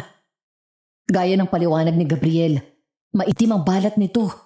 May maninipis na balahibo, mapulang mata, mahabang pangil, matutulis na kuko at mabigat ang bawat hininga. Sa takot niyang masaktan ng asawa sa loob ng kuweba, akmang lalabas si Arturo nang biglang nagbagong anyo ang aswang. Sa gitna ng madilim na gubat, nakita niya ito biglang naging anyong tao. At hindi siya nagkamali, Madam Venus. Yun si Ramon. Para bang natigilan siya. Natulala at hindi makakibo hanggang sa nakapasok na si Ramon sa loob ng kuweba. Nang makabawi sa pagagulat, agad siya lumabas. Naghanap ng taguan at sumunod sa loob. Ngunit pinili niyang huwag magpakita sa dalawa. Sa halip, pumwesto siya sa madilim na bahagi ng kuweba. Sapat upang marinig ang lahat ng pangyayari sa loob. Ramon, salamat sa Diyos at ligtas ka. Anong nangyari ba sa'yo? Lani, pasensya ka na. Hindi ko napigilan ang sarili ko. Nakita ko ni Gabriel. Huwag kang mag-alala. Iniisip niyang kinuha ng halimaw ang kanyang ama, kaya hindi mo kailangang matakot sa nangyari sa'yo. Salamat naman. Sandali, ano bang nangyari sa'yo? Hindi ba't kaya nga ako umalis noon para hindi ka na maging halimaw ulit? Patawarin mo ako, Lina. Marami akong hindi sinasabi sa'yo. Ano? Anong ibig mong sabihin? Si Gabriel. Anak natin siya, Lina. Ano? Anong pinagsasabi mo, Ramon? Nagsinungaling ako. Nung umalis ka noon, pinaniwala kita na kailangan mong umalis para hindi na ako tuluyan pang maging halimaw. Na ikaw, ang dugo mo ang naguudyok sa aking maging masama. Pero ang totoo, gusto lang kitang makalayo dahil nalaman ng buong baryo natin ang pagiging kaswang ko. Ano? Lina, nung gabing balak nilang patay ng pamilya natin, humiling ako sa aking Panginoon na sana malimutan na lang ng lahat ang nalaman nila sa akin. Pero humingi ng kapalit ang aming pinuno. Desperado na ako, Lina. Sumangayon ako sa kanya kahit na hindi ko alam ang kapalit. Ano ang kapalit? Na hindi mo rin malalaman ang nangyari ng gabing yun. Pati na rin kung paano tayo nagsimula ng pamilya. Nakalimutan mo si Gabriel at hindi ko gusto na maguluhan ka pag sinabi kong may anak na tayo. Dahil ang nasa alaala mo lang ay nung tayo magkasintahan pa lang noon. Hindi Hindi kita maintindihan, Ramon. Kung totoo man ang sinasabi mo, paano mo natiis na hindi sabihin sa akin ang totoo? Dahil muntikan ka nang mapahamak nung gabing papatayin ako ng mga tao. Hindi ka nila balak tanggapin pa dahil umibig ka sa isang aswang. Ikaw ang una nilang pinagbantang patayin. At takot na takot ako. Hindi ko kakayanin makita kang mawawala dahil sa akin. Kaya't nang malimutan mo ang pamilya natin, nagpasya akong tanggapin na lang yun. Nabigyan ka ng sarili mong buhay na malayo sa kapahamakan. Kaya mo ba ako pinaalis noon, Ramon? Kaya mo ako hinayaang isama ni Ate Cathy sa ibang bayan? Oo, patawad. Pero yun lang ang tanging paraan para maprotektahan kita. Pero Ramon, bakit kahit sa sulat hindi mo man lang inamin ang katotohanan sa akin? Ilang beses akong nagpadala ng sulat sa iyo. Alam mo ba kung gaano kasakit sa akin noon na malaman na ibinabalik mo lang sila? Gusto ko lang na matapos ang pangungulila mo sa akin. Hindi ka magiging ligtas sa piling ko. Pero dahil sa ginawa mo, nasasaktan ako, Ramon. Nagpakasal ako kay Arturo kahit na hindi ko siya mahal noon dahil lang sa akala ko mabalik ka sa akin oras na malaman mo ang balita. Pero hindi. Nagkaanak na lang kami at hindi mo pa rin ako binabalikan. Anong ginawa mo sa akin, Ramon? Ginawa mo akong makasalan ng babae. Sobra akong nasaktan sa ginawa mo. At ang hirap sa akin na buksan ang puso ko sa panibagong pag-ibig. Ngayon na okay na ako, sasabihin mo bigla na may anak tayo? Na hiniwalayan mo lang ako para protektahan? Ramon! Sinasaktan mo lang ulit ako! Alam ko. Patawad. Pero kailangan kita, Lina. Hindi aswang si Gabriel. Isa siyang taong katulad mo. Nasisiguro ko yan sa tagal ko siyang inalagaan at minanmanan. Hindi ko na ngayon kayang pigilan pang sarili ko. Madalas na akong magutom.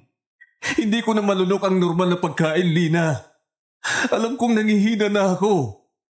At anong gusto mong gawin ko? Nakikiusap ako. Alagaan mo ang anak natin. Hindi mo na kailangang aminin sa kanyang totoo. Alam niya ang lahat. Nagsinungaling ako sa iyo at hindi ko kaya magsinungaling pa rin sa anak natin. Pero, Ramon, may asawa na ako. Kamamatay lang ng anak namin. Paano ko sasabihin ito ngayon kay Arturo? Tutulungan kitang ipaliwanag sa kanyang lahat. Albularyo naman siya. Alam kong bukas siya sa mga kagaya ko. Pakiusap, Lani. Pakiusap. Tanggapin mo ang anak natin. Kailangan ka ni Gabriel. Si Ate Cathy, alam na ba niya ito? Hindi. Wala rin siyang alam. Matagal na siyang wala sa baryo natin. Hindi niya alam na bumuna tayo ng pamilya noon. Nang bumalik siya, wala nang alaala mo sa amin. At pinili na naming itago si Gabriel sa'yo. Sandali. Sinasabi mo bang alam ito ni nanay at tatay? Oo. Alam nila. Patawad. Pero hindi ko rin gusto na makita nilang masasaktan ka dahil sa akin. Kaya nagawa ko ang lahat ng yun. Naiintindihan mo ba kung anong ginawa mo sa akin ngayon, Ramon? Ipinagkait mo sa akin ang katotohanan. Naiintindihan ko na gusto mo akong iligtas. Pero paano si Gabriel? At ako? Bumuo ako ng panibagong pamilya. Kinalimutan ko kayo, Ramon. Ngayon, may mahal na akong iba. Tapos saka ko malalamang ito? Ano bang balak mo, Ramon? Na maging masama ako at paulit-ulit mo akong saktan? Paano ako matatanggap ni Gabriel ngayon? Ilang taon ko siyang pinabayaan. Hindi. Hindi ganun ang anak natin. Naiintindihan niya ang sitwasyon mo. Mahal ka niya at tanggap ka niya. Hindi siya galit sa'yo. Pero ako, palagay mo kaya kong tanggapin na lang yun? Kamamatay lang ng anak namin ni Arturo, Ramon. Tapos ngayon, may panibagong tao akong kailangang pagtuunan ng pagmamahal dahil anak ko rin pala siya. Ang gulo! Nalilito ang isip ko, Ramon! Paano ko ngayon ipaliliwanag kay Arturo? Sobra-sobra na ang nagawa ko sa kanya. Alam kong nahihirapan na rin ang asawa ko. Malamang kaya hindi niya mabitaw-bitawan ang itim na kaalaman niya sa panggagamot ay dahil sa nararamdaman niyang kulang ang pagmamahal ko sa kanya. Baka nga ngayon, kasalanan ko pa kung bakit namatay si Brian. Dahil kailangan ko palang makilala ang isa ko pang anak. Diyos ko, ano ba itong nangyayari sa buhay ko? Hindi mo ito dapat akuin. Ako ang may kasalanan nito, Lina. Kaya ngayon, karapatan mo ring makilala ang anak natin. Mula nang dumating ka sa baryo natin, alam ko mangyayari na rin ang kaguluhang ito. Kaya matagal na akong naghanda. Anong ibig mong sabihin? Sa dulo ng baryo, may sasakyang nakatago sa isang lumang garahe. Nakahanda na doon ang lahat. Lahat ng kakailanganin ninyo ni Gabriel. Kakailanganin para saan? Makinig ka sa akin. Kailangan niyong makaalis dito. Marami na akong napatay sa baryo natin. Paniguradong lalaganap ang balitang yun at magigising ang alaala nila tungkol sa pagkatao ko. Kaya ngayon pa lang, kailangan niyo nang makatakas si Gabriel. Mamuhay kayo malayo sa baryong ito dahil hindi maniniwala ang mga tao na hindi nga kayo mga aswang. Lalo na ang anak natin. Pero, paano ka? Huwag mo na akong alalahanin. Alam ko rin ang kailangan kong gawin para matapos na ang lahat ng ito. Huwag kang mag-alala. Hindi ko hahayaang madamay o masaktan ang kapatid at mga magulang mo. Sandali. Kung ganon, kailangan masabi ko agad ito kay Arturo. Aalis kami sa lalong madaling panahon. Hindi. Ano? Kayo lamang ni Gabriel ang inihanda kong aalis. Hindi kasama si Arturo. Nababaliw ka na ba? Hindi ko iiwan ang asawa ko rito! Hindi rin matatapos ito kung isasama mo siya. Ano ibig mong sabihin? Siya ang rason kung bakit anong balik mula ang pagiging aswang ko. Kung bakit hindi ko na naman mapigilan ang sarili ko. At kapag isinama mo siya, hindi ako sigurado kung hindi rin niya sasaktan si Gabriel. Mali ka! Hindi ganun ang asawa ko! Hindi mo siya lubusang kilala, Lina. Hindi lang basta-basta mahika ang alam niya. Ang mga ritual na ginagawa niya sa kubo ay nagpapatawag sa akin. Gusto niya akong patayin, pati na rin ang aking lahi. Kaya si Gabriel mismo ay delikato sa kanya. Hindi! Nagsisiniwaling ka lang! Lina, ikaw na nga mismo ang nag-iisip na siya ang kumulam sa akin, hindi ba? Hindi ba? Patawad. Alam kong mahirap tanggapin ang lahat ng ito. Pero ito ang katotohanan. Kaya pakiusap. Umalis na kayo ni Gabriel ngayon din.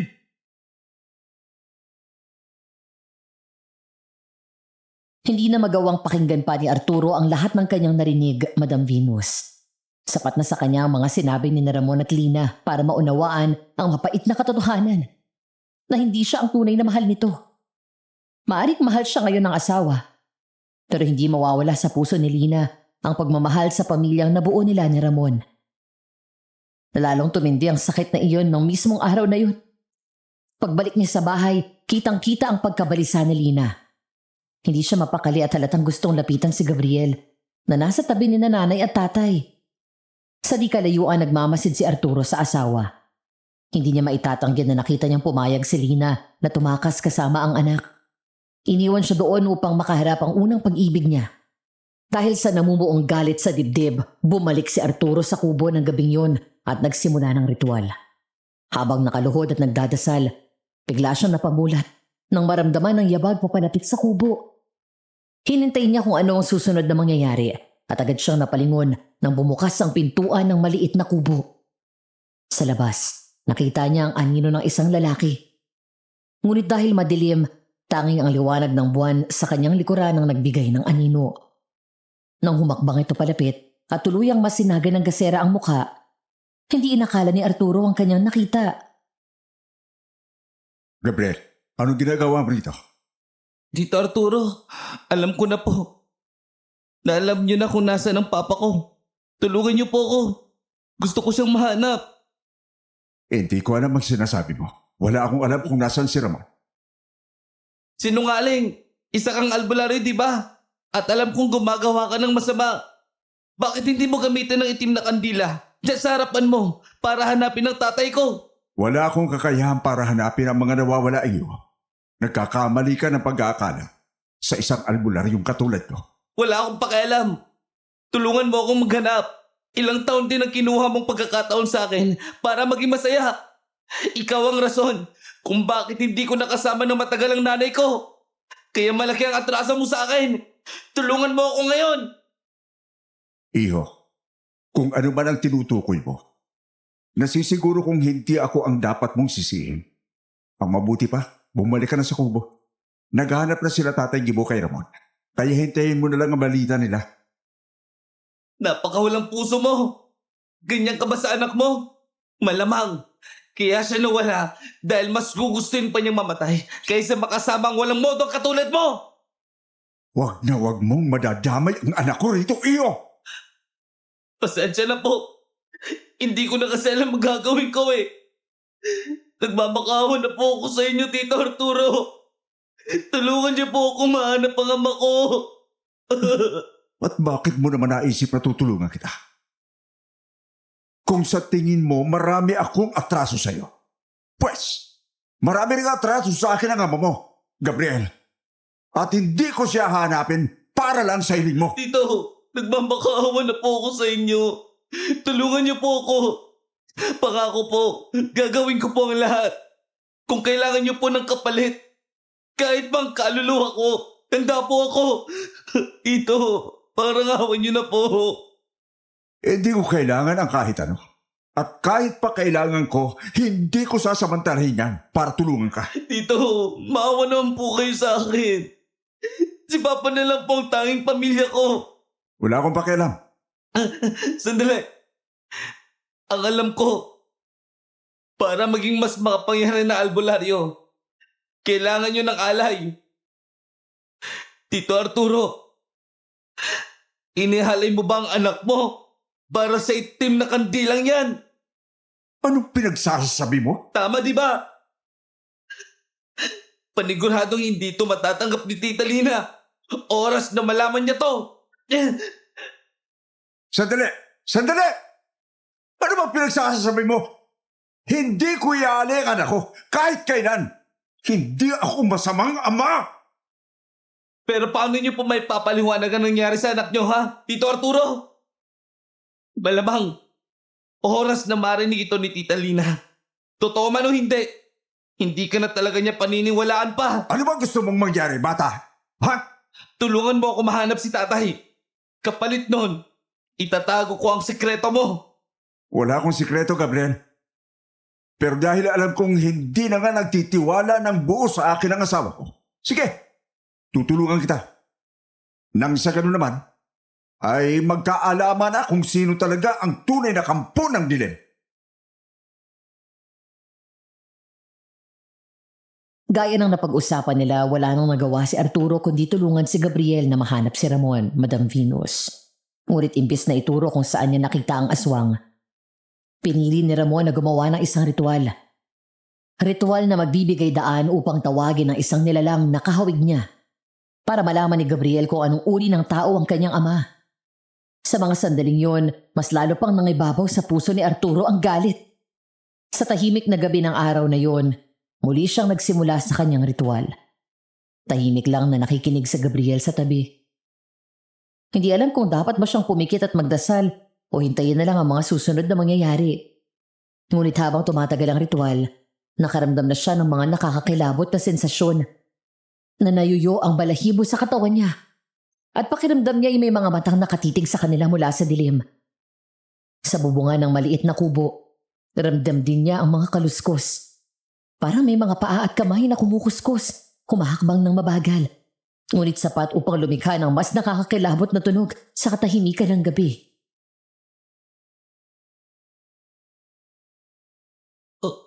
Ano yun? Nandito nang hinihintay mo. Si Papa? Sandali. Huwag ka munang lumabas. Ihanda mo sarili mo, Gabriel. Hindi lahat ng akala mo ay siyang totoo. At dahil mapilit ka, kailangan mo na rin harapin ang katotohanan tungkol sa iyong mama. Oh, anong ibig niyo sabihin? Arturo! Lumabas ka riyan! Si Tita Lina, nandyan din sa labas. Sinabi kong huwag kang lalabas. Teka, bakit ba? Pasensya ka na iyo. Hindi sana kita gustong itamay dito pero masyado kang mapangahas. Kaya bakit hindi na lang kita gamitin? Oh, ano? Sa kapangyarihan ng itim na kandila, palimutan mo kami ng iyong apoy. Ikulong mo kami sa iyong kapangyarihan nang sa gayon, ang sino mang magtatangkang pumasok ay hindi makaliligtas. Anong ginagawa mo, Tito Arturo? Palibhasa ay madilim ang kagubatang yon, Madam Venus. Kitang-kita ng biglang pagsiklab ng apoy sa paligid ng kubo. Nakapabilog ito. Sapat upang hindi maabot ng kahit sino sa labas ng apoy ang mga nasa loob. Halos mapangiti si Arturo sa kislap ng liwanag na sumisingit sa maliit na kawang ng bintana ng kubo. Nang lumabas siya, lalo pang lumawak ang ngiti niya. Alam niyang nagtagumpay siya sa kanyang nais gawin. Ngunit agad ding nawala ang ngiti niya nang makita niya si Lina. Luhaan at nakatingin sa kanya mula sa labas ng apoy. Sa kabilang dako, nakatayo ang isang aswang. Hinihingal, ngunit hindi gumagalaw. Tila nagmamakaawa rin sa kanya. Dahil dito mapaklang napatawa si Arturo. Para sa kanya, walang katumbas ang tingin ng pagmamakaawa sa mata ng dalawang taong nanloko sa kanya. Kasabay ng kanyang paglingon, naguguluhan at takot na lumabas si Gabriel. Lalo na nang makita niya ang aswang na nakatayo sa labas ng apoy. Ngunit mabilis namang nagbagong anyo si Ramon. Mula sa nakakatakot na anyong halimaw, bumalik siya sa pagiging tao. Humakbang siya palapit sa apoy. Ngunit may sapat na pagitan upang hindi tuluyang masunog. Arturo! Huwag mong idamay ang anak ko! Wala siyang kinalaman sa mga nangyayari! Wala rin naman sana akong kinalaman sa kwento ninyo. Pero dahil pare-pareho kayong mapanakit, nagkaroon ako ng bahagi sa kwento ninyo na buo ang anak namin ni Lina. At namatay siya na parabang inilaan para sa pagpasok ni Gabriel sa kwento ninyong dalawa. Arturo! Makinig ka sa akin! Alam kong kasalanan ko to. Nagpakasal ako sa'yo dahil sa galit sa pag-iwan sa akin ni Ramon. Hindi ko gustong saktan ka. Sinungaling! Ginusto mong saktan ako, Lani. Dahil wala kang pakialam sa nararamdaman ko. Aaminin kong hindi kita mahal noon. Pero Arturo, mula nang dumating si Brian sa buhay natin, hinalimutan ko na ang lahat ng namagitan sa amin ni Ramon. Kayo na ang naging buhay ko. Dahil mahal na mahal ko kayo. At ngayong wala na si Brian, oras na ba ulit para sa inyo ni Ramon? Ganun ba yun? Ha? Hindi. Pakiusap. Pakinggan mo naman muna ako. Alam ko ang lahat ang binabalak ninyong dalawa. Ang pagtakas nyo ni Gabriel at ang pag-iwan mo sa akin dito. Kaya pwede ba? Huwag ka nang magmaang-maangang pa? Arturo, mahal ko si Lina. Pero pinaubaya ko na siya sa'yo ng ilang taon dahil mas importante sa akin ang kaligtasan niya. Kung mahal mo rin siya, gawin mo yun ngayon, Arturo. Pakawalan mo ang anak namin at hayaan mong makalis sila sa bahay dito. Mahal ko si Lina, Ramon. Asawa ko siya. At hindi ko ito ginagawa para masaktan ka. Lina, umapahamak. Alam mo kahit ano pang masakit na nalaman ko tungkol sa'yo, hindi kita hayaang masaktan. Pero mali ang ginagawa nyo. Hindi nyo matatakasan ang kapalaran ng isang aswang na katulad mo, Ramon. Kahit papatakasin mo si Lina at si Gabriel, habulin at habulin sila ng mga manunugis para patayin. Yan ang iiwan mong marka sa kanila dahil nagdawit sila sa isang katulad mo. Aswang? Sinasabi mo ba, Tito Arturo? Naswang din ako? Kagaya ni Papa? Ama mo lang ang makakasagot niyan, Gabriel. Alam niya ang mga sinyales ng kanyang lahi. Pero kahit tao ka nga tulad ni Lina, Hindi ka pa rin ligtas. Kapag kasama mo siya, pinipilit niyong dalhin ang panganib sa isa't isa. Pero hindi ako aswang. Wala akong nararamdamang kakaiba sa akin. Normal ako. Tao ako. Manahimik ka! Ang lahat na nangyayari ngayon ay kasalanan mo, Ramon. Masyado kang makasarili. Hindi mo alam kung anong kapamakan ang dala mo sa isang tulad ni Lina. Hindi mo lang siya pinahamak, bumuo ka pa ng supling na maaaring magpalawak sa lahi mo. Hindi ako perpekto, Arturo. Pinagsisisihan ko ang lahat ng maling nagawa ko. Pero walang mangyayari kung mananatili lang akong nagsisisi. At hindi ko ito haharapin ngayon. Kaya alisin mo sa apoy na yan si Gabriel. At hayaan mo silang makatakas. Kung galit ka sa akin, tayo ang magtuos. Huwag mong idamay ang anak ko. Hindi na nila kailangan umalis. Kung mawawala ka na, Ramon, hindi na rin nila kailangan tumakbo habang buhay. Hindi! Arturo, huwag ganito! Huwag kayong magpatayan! Harapin natin ito ng maayos! Pasensya na, Lina. Pero ang lalaking ito ang magpapahamak sa iyo. Anong binabalak mo, Tito Arturo?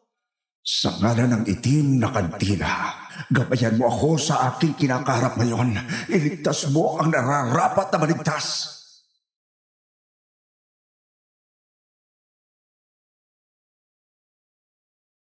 Pagkatapos ng mga bulong na iyon ni Arturo, Madam Venus, na iba ang pwesto ng bilog na apoy, lumipat ito sa paligid ni na Gabriel at Lina. At sila ngayon ang nakulong sa loob habang naiwan sa labas si Arturo at Ramon. Kapwa naglalagablab ang kanilang mga paningin sa isa't isa. Iisa lamang ang nais ni Arturo, na matapos ang lahat at hindi na ilagay pa sa panganib ang buhay ng asawa. Ngunit hindi pa handa si Ramon sa mangyayaring yon. Sa kabila ng pag-aalala niya kay Lina, nanatili ang pag-asa ni Ramon na maging normal at makasama ang mag-ina sa isang tahimik at masayang bahay. Kaya agad siyang bumalik sa anyong aswang. Habang hinahanda ni Arturo ang sarili, agad umatake si Ramon. Nakaiwas si Arturo sa unang suntok. Ngunit muling nakapagsulong si Ramon ng malakas na suntok na tumama sa tiyan ni Arturo. Tumilapon siya palayo at bumangga sa dingding ng maliit na kubo. Dahil hindi ito naging hadlang, lumusot si Arturo sa loob. Hawak ang isang punyal na tila pinataka ng talim ng itim niyang kandila. Habang binubulong ang mga dasal at ritual upang gabayan siya sa pagharap sa aswang na si Ramon. Nang magsagupaan muli ang dalawa, hindi na naging maingat si Arturo. Kapalit ng mga galos at kalmot ng halimaw, napinsala naman si Ramon sa mga saksak at sugat na nagdulot ng malakas niyang sigaw sa matinding sakit. Samantala sa loob ng naglalagablab na pabilog na apoy, umiiyak at sumisigaw si Lina. Pilit na pinipigilan ng dalawa. Sinusubukang patahanin ng anak na si Gabriel ang ina at palakasin ang sariling loob. Hindi nagtagal, nagawang madala ni Arturo si Ramon sa mga sibat at bitag na inihanda niya sa paligid ng kubo. Natuhog ang halimaw. Sa una, malakas pa itong sumigaw bago tuluyang bumalik sa anyong tao ni Ramon. Hindi na makagalaw dahil sa dami ng dugo mula sa mga palasong nakabaon sa katawan niya. Hanggang dito na lamang ang lahi mo, Ramon. Hindi ka nababagay sa mundong ito. Kapahamakan lang ang dinadala mo sa mga taong mapapalapit sa iyo. At alam kong alam mo yan. Hindi ko ginustong maging aswang, Arturo. Pero kung ito na ang wakas ko, hindi ko hayaang masaktan mo ang anak ko kahit sa kabilang buhay pa yan. Huwag kang mag-alala. Isa akong albularyo. Hindi ako mauto ni numan, kahit ikaw. Unang dating ko pa lang dito, alam ko na kung anong klaseng nilalang ka. Alam ko kung sino ang aswang at kung sino ang tao. At ako mismo ang nagsasabi sa iyo. Ikaw na lang ang natitirang nagpapagulo sa baryong ito. Ramon, patawarin mo kami. Pabayaan mong alagaan ko ang anak natin. Pangako, hindi ko siya pababayaan. Magtiwala ka sa akin. Alam ko. Hindi naman nawala ang tiwala ko sa'yo. Noon pa man. Matapos niyang sabihin yon, tumingin si Ramon kay Arturo na para bang nag-uusap sila. Walang sabi-sabi, tinusok ni Arturo ang punyal sa dibdib ni Ramon at yun na ang tuluyang nagpahinto sa natitirang hininga nito. Kasabay ng mga hagulgol at iyak ni Lina at Gabriel. Mabilis na kumilos si Arturo. Kinagisan ng gaas ang katawan ni Ramon. Binigkas sa mga bulong ng ritual at sinuong ng apoy hanggang sa tuluyang nasunog ang katawan nito. Kasabay noon, inihagis din niya ang itim niyang kandila. Dala ang mga pagsisisi at bigat ng kanyang buhay. Pinanood nila ang pagtupok ng apoy sa katawan ni Ramon. At nang mawala ang lahat, tila kusang namatay ang apoy na nakapaligid kay Lina at Gabriel. Nagkatinginan ng tatlo. Bagsak ang balikat. May kanya-kanyang bigat sa dibdib at hindi nagawang magsalita upang pagaanin ang damdamin ng isa't isa. Hindi nagtagal dumating ang mga tao, mga barangay official at tanod kasama ni nanay at tatay. Ngayon kung napapaisip ang mga tagapakinig kung paano ko nalaman ang lahat ng pangyayari, yun ay dahil matapos ang gabing yun, umalis si Lina at Gabriel at sinundan ang inihanda ni Ramon para sa kanila.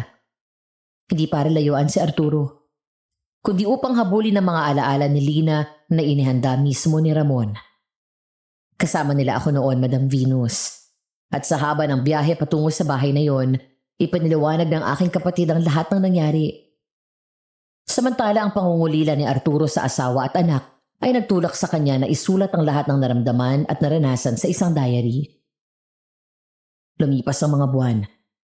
Parehong hinanap ni Lina at Arturo ang mga kakulangan sa buhay. Si Lina, sa alaala na ipinagkait sa kanya ni Ramon, natagpuan ang bahay kung saan noon nila pinangarap mamuhay.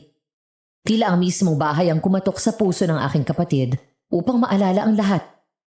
Paano niya minahal si Ramon, nagkaanak at bumuo ng mga pangarap hanggang sa magkalayo. Samantalang si Arturo ay nanatili sa inuupahang kubo nila nanay at tatay. Ginugol ang bawat oras sa paghingi ng tawad sa Diyos sa lahat ng nagawa niya, mula sa pagbabantang kulamin si Ramon dahil sa selos, hanggang sa pagpapasalamat dahil kahit ganon kasidhi ang galit na naramdaman niya, mas nangibabaw ang pagmamahal niya sa asawa at napigilan ang sarili. Ngunit ngayon ang tanong ng lahat ay malinaw. Sino nga ba ang kumulam kay Ramon na naging sanhi ng pagbabalik aswang niya? At higit sa lahat, may kinalaman ba si Arturo at ang kanyang pagkahumaling sa itim na kandila sa pagkamatay ng kanyang anak na si Brian?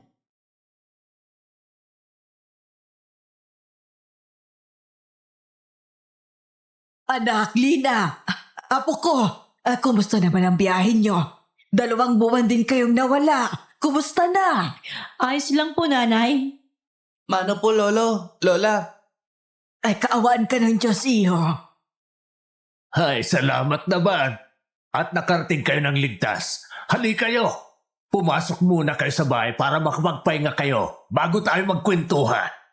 Salamat, tatay. Oh, sige na, Lina. Ako nang bahala sa mga gamit. Pumasok ka na sa loob. Ikaw, apo, kumusta ka naman?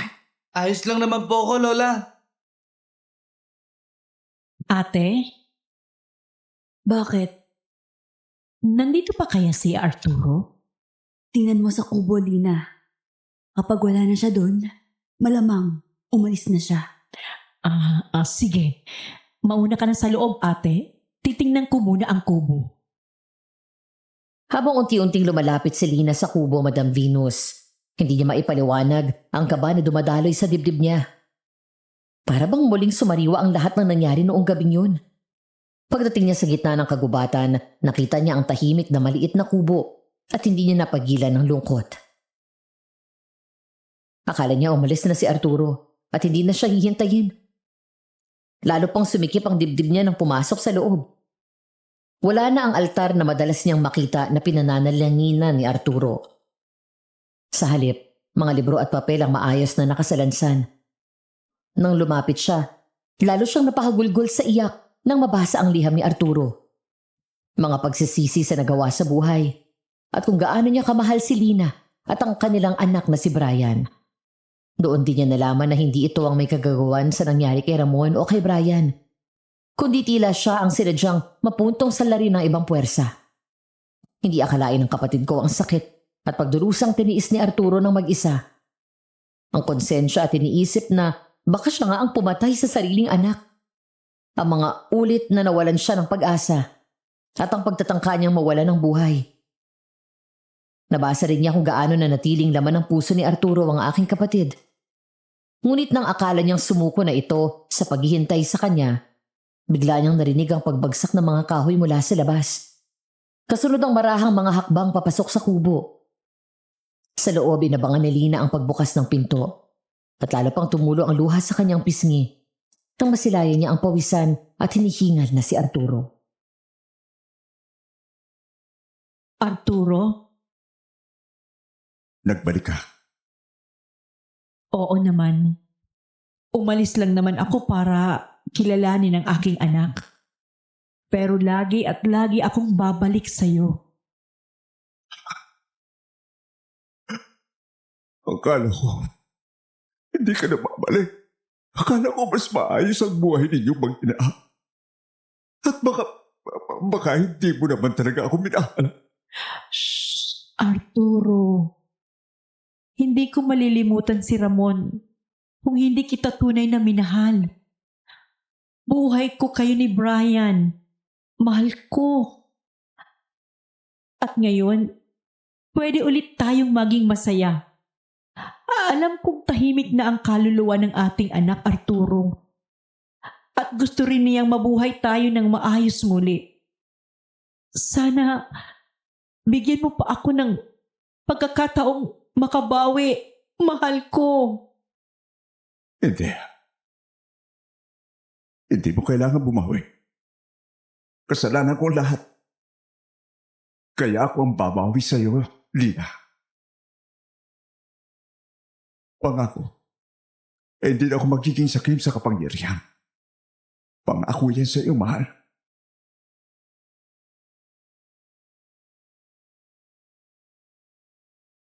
Tila ba nabunutan ng tinik ang kanilang mga puso ng araw na yon, Madam Venus. Hindi nagtagal. Kita namin kung paano unti-unting nabuo ang kanilang pagsasama. At sa puntong yon, kabilang na si Gabriel, hindi naging mabilis ang pangyayari. Pero ramdam sa kanilang tatlo ang kagustuhang ayusin ang sitwasyon sa pagitan nila. Lumipas ang mga taon at tuluyan ang naging pamilya ang tatlo. Hindi man perpekto, pero ako mismo ay nakikita ang saya sa kanilang mga mukha. Ngayon, isang araw, naisipan nilang bilhin at ayusin ang kubo sa gitna ng gubat. Pinalaki at inayos nila ito. May 2 kwarto at malawak na sala. Gawa pa rin sa pawid at anahaw, ngunit maaliwalas at malayo na sa itsura ng dati. Napalilibutan na rin ito ng mga halaman at bulaklak. Madalas batiin ng mga dumarayong nagpapagamot sa aming baryo. Sa madaling salita, para bang naging normal na pamilya na lamang sila at hindi na naiisip ang dilim na dinanas ng bawat isa. Hanggang sa isang gabi, habang ako'y umuwi paalis sa kanilang kubo para umuwi pagkatapos ng aming pagsasalo-salo, naabutan ko si Gabriel na nakatingin sa altar sa gilid ng sala. Nandoon ang larawan ni Brian. May 2 kandila na nakasindi sa gilid at sa paligid ay puno ng iba't ibang bagong pitas na bulaklak. Isang nakagawi ang palitan ng aking kapatid. Aalis na sana ako noon, Madam Venus, nang bigla kong marinig ang mga sumunod na salita ni Gabriel. Napakatagal kong hinintay ang araw na to, Brian. Tingnan mo nga naman. Sa huli, nasunod pa rin lahat ng mga plano ko. Yun nga lang, kapalit no na yung pagkawala mo, Brian. Pasensya ka na. Inagaw mo kasi sa akin ng inay ko. Hindi lang ang pagkakataong makasama siya, kundi pati ang pagmamahal niya. Pasensya na rin kung idinamay ko pa ang iyong ama. Kailangan ko siya para maisakatuparan ng plano ko. Nang malaman ko kung nasa ng ina ko at nalaman ko may asawa at anak na siya, sobrang galit ko sa iyo. Sa inyo ng ama mo. Hindi mo naman siguro masisisi ang isang anak, di ba? Kaya kung iniisip mong masama ako, nagkakamali ka. Ginagawa ko lang kung ano ang dapat at patas. Nakasama mo na ang mga magulang mo ng ilang taon. Ngayon, ako naman. At sa plano kong ito, sadya namang hindi kabilang ang halimaw kong ama. Dahil gaya ng pangako ko sa sarili ko, ang gusto ko ay isang normal na pamilya.